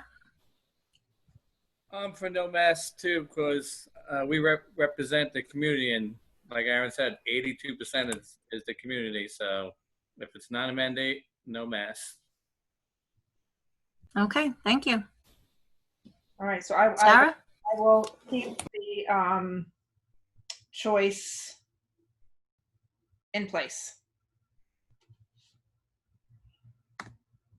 All right, I just wanted, before I am almost done with my presentation, so I promise it's coming to an end. Our parent meetings are tomorrow. We will record them and post them to our YouTube page. And I'll provide a link to our YouTube page, and I'll send that out as a reminder to parents, but I did send all of this out yesterday to our families. There's a K2 meeting from 9 to 10 tomorrow, grade 3 from 10:30 to 11:30. We are doing a meeting for our Spanish-speaking families from 11:45 to 12:30. At 12:30 to 1:30, we'll meet with grades 4 through 6 families, and then from 2 to 3, we'll meet with families from grades 7 and 8. And this is an opportunity for us. We will briefly go over what we've gone over in detail over the last 3 sets of board meetings, and then give parents an opportunity to truly interact with us on a more informal basis tomorrow during the day. And it'll be a back and forth, more of a conversation. So we expect to present for about 15-20 minutes and then leave the rest of the time for parent interaction and parent questions. So we hope that this helps parents. And then later this weekend, we will send out our final parent choice survey. They will only need to complete if they're changing their choice or changing their transportation option. And it will be due by Sunday night, so that next week we can begin moving forward with actually creating classes, building the actual schedules, etc. Next week, we plan on sending the school supply lists out via email, as well as posting them to our website. And then on August 26th, we will mail out our back to school packets, teacher assignments, schedules, etc. And then I had tentative because we had not had the board conversation yet, but it looks like our first day of school will be September 8th. So, thank you. Okay, that was a lot.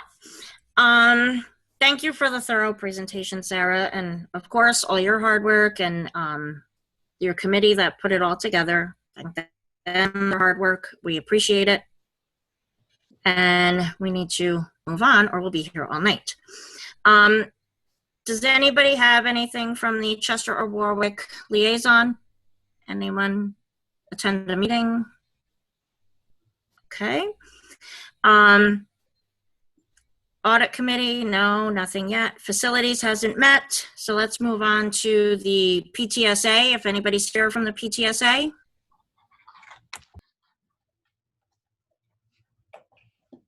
Hi. Can you hear me? You can. Okay. Hi, Melissa. Hello. So we have 3 spots that are going to need to be filled. One that's being vacated by Lisa Alvarado Smith. We appreciate her work. She's going to move on. Rebecca and I are going to run again as well. But if anybody would like to join us, we encourage everyone to send us an email, and that's GWLPTSA@gmail.com. And if you're interested, we'll need that information by August 17th. We're going to change our meetings to Tuesdays. We're also looking to see if we can meet every 6 weeks as opposed to monthly. So we'll have that out shortly as well, but it will definitely be on a Tuesday. And we're also looking into, since we're probably not going to be able to do traditional fundraising and things like that, we're looking into signing up for Amazon Smile. So when you buy things through Amazon, you can choose to have a portion of that come to us, and as well as other things we're looking into. So as we move forward, we'll let you know. But that's it. Thanks, Melissa. You're welcome. Do we have Village of Greenwood Lake liaison? Kathleen, are you here?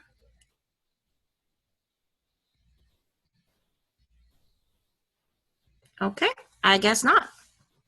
We're going to move on to privilege of the floor. We're going, Sarah, we're going to go through the chat box for the question or live? Unmute. I think that's probably your best bet, that if they want to ask a question, that they type in just that they have a question, and then you call on them in order that they have a question. Got it. Again, knowing Okay. that if it's personal related to your Yes, I was going to read them. Oh, okay, sorry, go ahead. Okay, no, that's okay. We can only have general questions. It cannot be about your child, a specific child, a teacher, or anyone that works with the school. We do have a time limit of 3 minutes. And please put yourself in the chat box. I'm going to open up the chat box now and go back to where I stopped with the questions and look at those.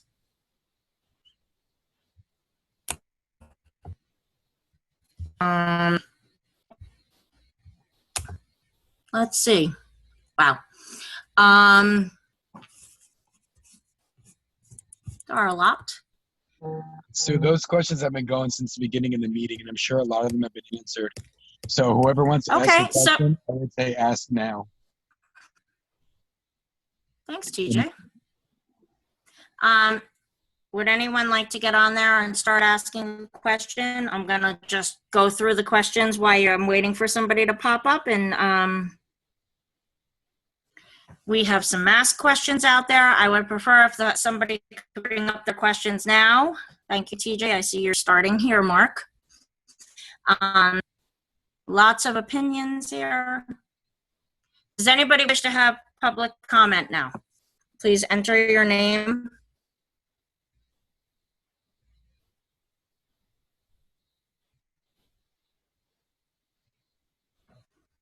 Okay.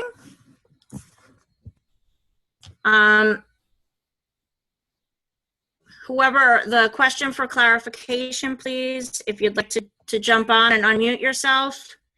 Will children be able to bring lunch from home? Also, what happens if students have a fever at the bus stop? Those are the two questions. Can you please unmute yourself so we know who it is? She said her microphone doesn't work. Oh, thank you. Okay, so those are the questions, Sarah. If you would like to address any of that, can they bring lunch from home? I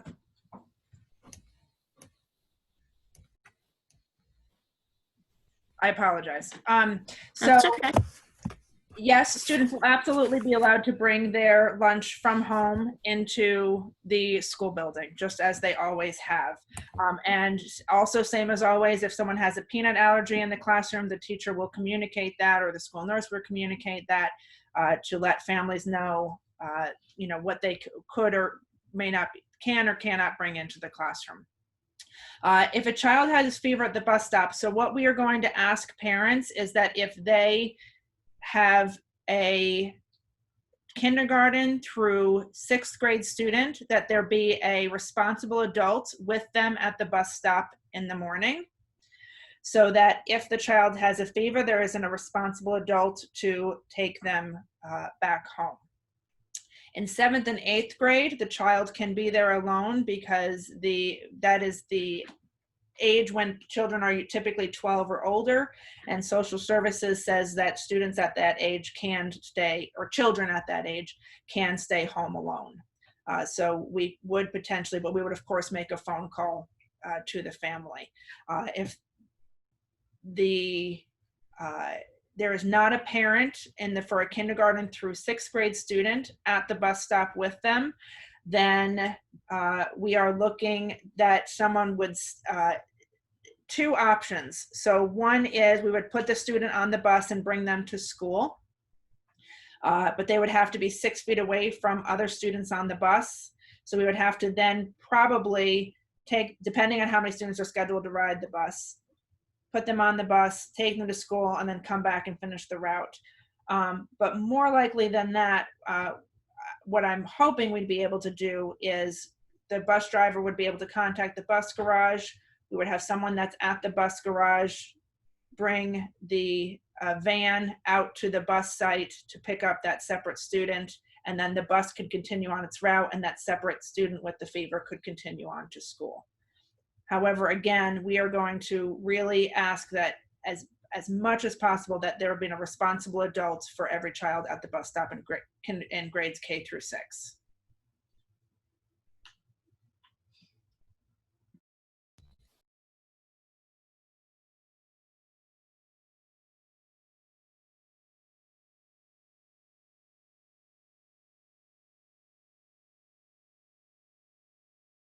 Sue is muted.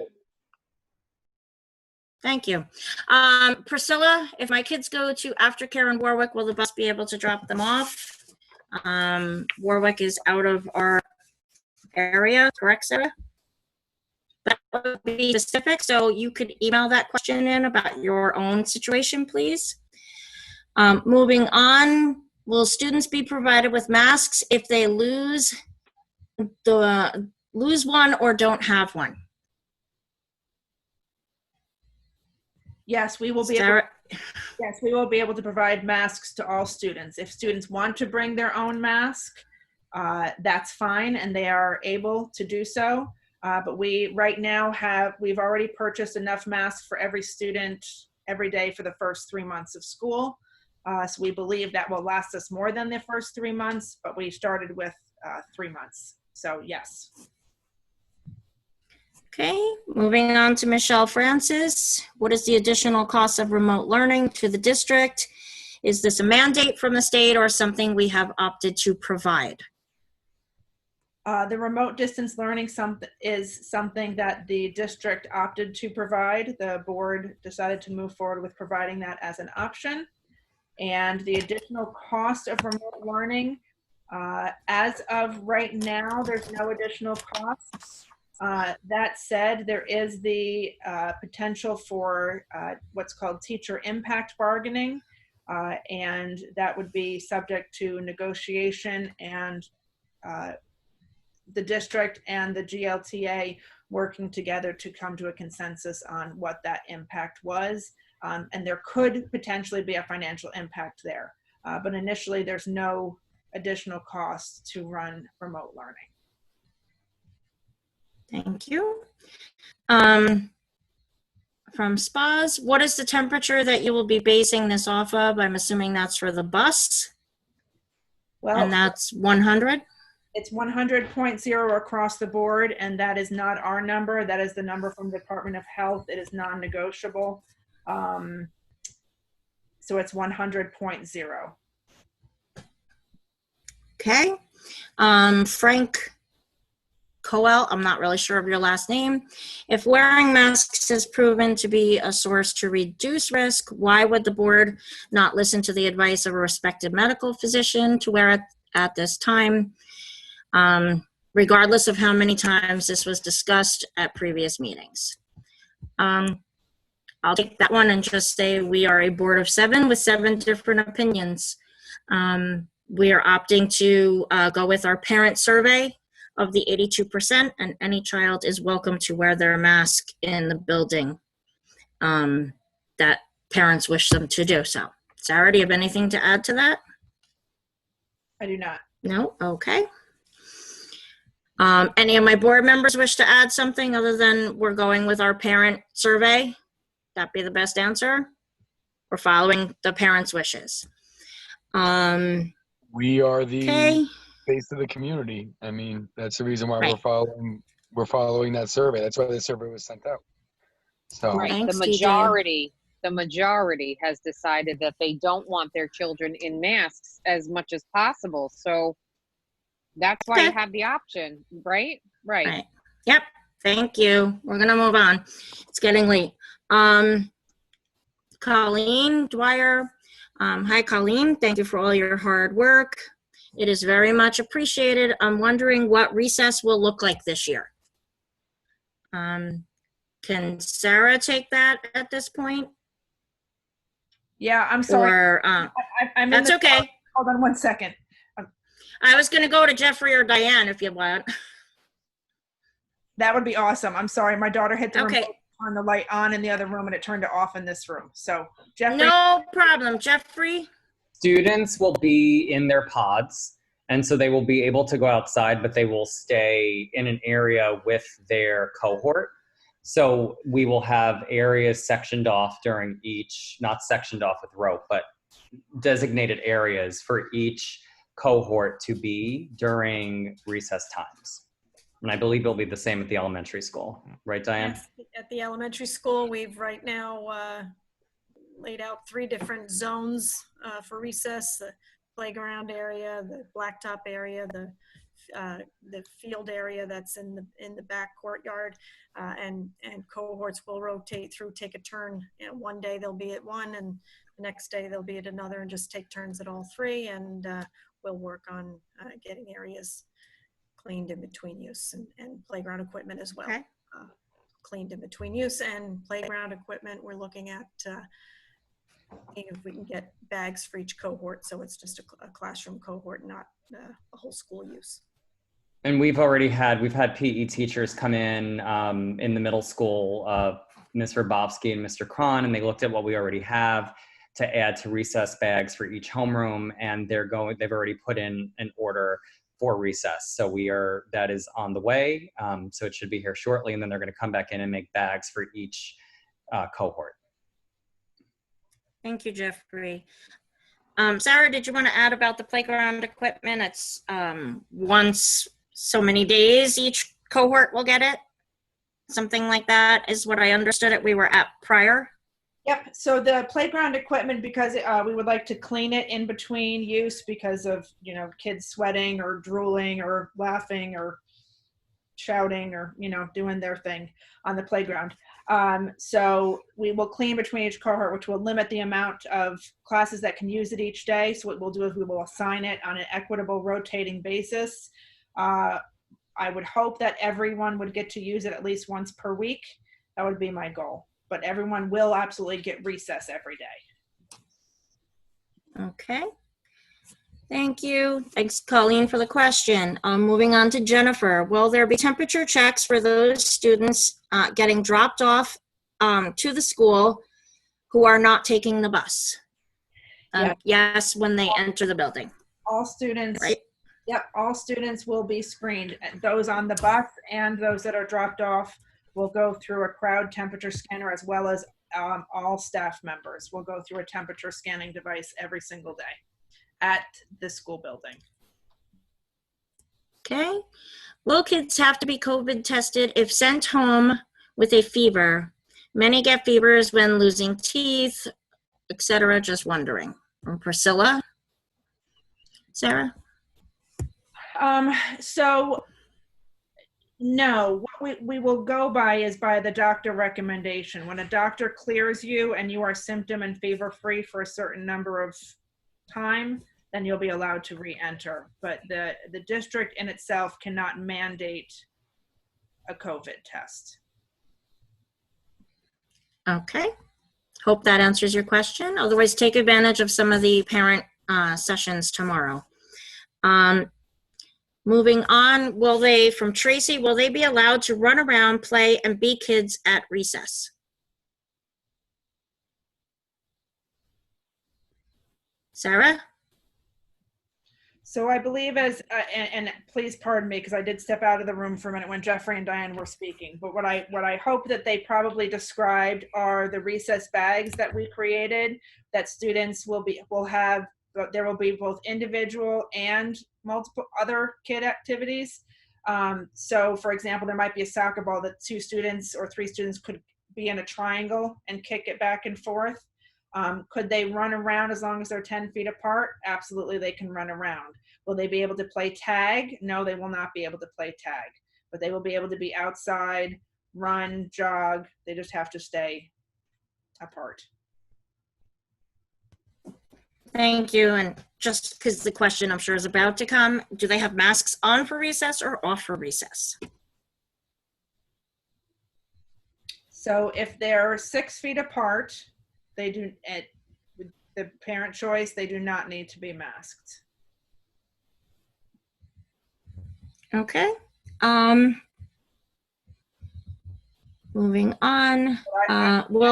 Check that. I will double check that in the guidance. I'll see if I can't pull that up. Okay. Will library be open to students in the middle school at recess? Jeffrey? Sarah? So we are not opening the library in the first couple weeks of school. The library has its own very unique set of circumstances, especially related to books, multiple students from multiple classrooms using the book, using the spaces, etc. It's not cohort based. So at this time, I'm going to say no, the library will not be open to students during recess time.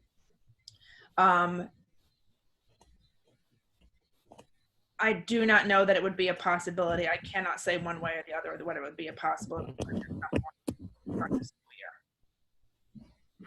Okay, thank you.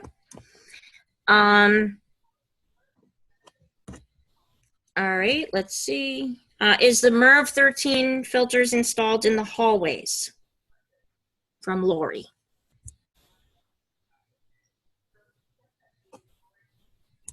No, Sarah? no.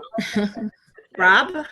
Yes, and no, there are no MERV filters in the hallway. The hallways actually do not have heating and air conditioning systems.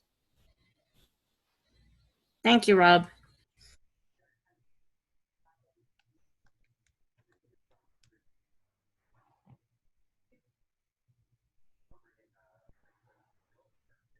Sue, you're muted again. Sorry. Are the disinfectants that will be used by children to clean their desks the same as the stronger disinfectant described earlier? I'm concerned about the safety of these cleaners. Absolutely not. These are the small everyday wipes that you and I use in our kitchens, that the students will be using on their desks. The disinfectant is specifically to be used only by custodians and only when there's no one else in that space, and no one will be in that space for a while until it has time to dry. Okay, is there any other questions to come in? All right, we're going to move on with our meeting then. And we are now up to the financial reports and warrants. A motion to approve the July 31st, 2020 financials and monthly warrants as presented. May I have a motion, please? Motion. Aaron? Okay, second, Matt? Okay, somebody. Is there any discussion? All right, all in favor, please say aye. Aye. Okay, aye, and opposed? No one's opposed? Motion carries 7-0. A motion to approve the non-resident tuition rates as presented here. May I please have a motion, please? Motion. Second? Second. Thanks, Michelle. Is there any discussion on this? Okay, all in favor? Say aye. Aye. Aye. Aye. Okay, opposed? All right, motion carries 7-0. A motion 7.3 is a motion to approve the private school transportation request for the 2020-2021 school year as presented. Motion, please. I make a motion. And a second, Matt. Any discussion? Okay. All in favor? Aye. Opposed? Motion passes 7-0. A motion to approve the summer work for the Greenwood Lake Restart Academic Plan as presented upon the recommendation of the Superintendent of Schools. A motion to adopt the following. This is for all the great teachers that assisted Sarah and Amy and the principals and all our administration in writing this plan. May I have a motion, please? I make a motion. Thank you. Second is Matt. Is there any discussion on this? Nope. No. All in favor? Aye. Okay. Okay. Opposed? Thank you to everybody that helped. Motion carries. Yes, thank you, everybody. Motion carries 7-0. We appreciate everything you guys did. 8.1, a motion to appoint Dean Trevisano as a custodial worker as presented. Motion, please. I make a motion. And a second, please. Second. Okay, any discussion? All in favor? Aye. Aye. Aye. Opposed? Motion carries 7-0. We welcome him to our beloved little family here. We have a motion to accept the recommendations for CPSE as presented. May I have a motion, please? I make a motion. And a second? Okay, Michelle, any discussion? No, we're good. All in favor? Aye. Aye. Opposed? Motion carries 7-0. Before we enter into executive session, our next meeting is supposed to be September 14th on a Monday at 7 p.m. in the middle school. We may have another meeting in August. Please check the school calendar in another week or so and look for a meeting. And now a motion to move into executive session for the reason of negotiations conducted pursuant to the Taylor Law involving the Grand Lake Teachers Association. No action will be taken. Okay, and can I have a motion, please? I make a motion. Second. Thank you. Second. You two write it out. All in favor? Aye. Aye. Opposed? Motion carries 7-0. We thank everybody for joining us tonight. We appreciate when we have company here for our meetings. And we'll see you probably in another week or so. Thank you, everybody. Please join the different administrators and Sarah on the parent calls, Zooms, whatever they are tomorrow. You can have pretty much any question you would like answered then. Thank you. Bye, everybody. Thank you. Bye. Sarah, can you send us a link? I did. Okay, thank you. Yep. Bye, everybody.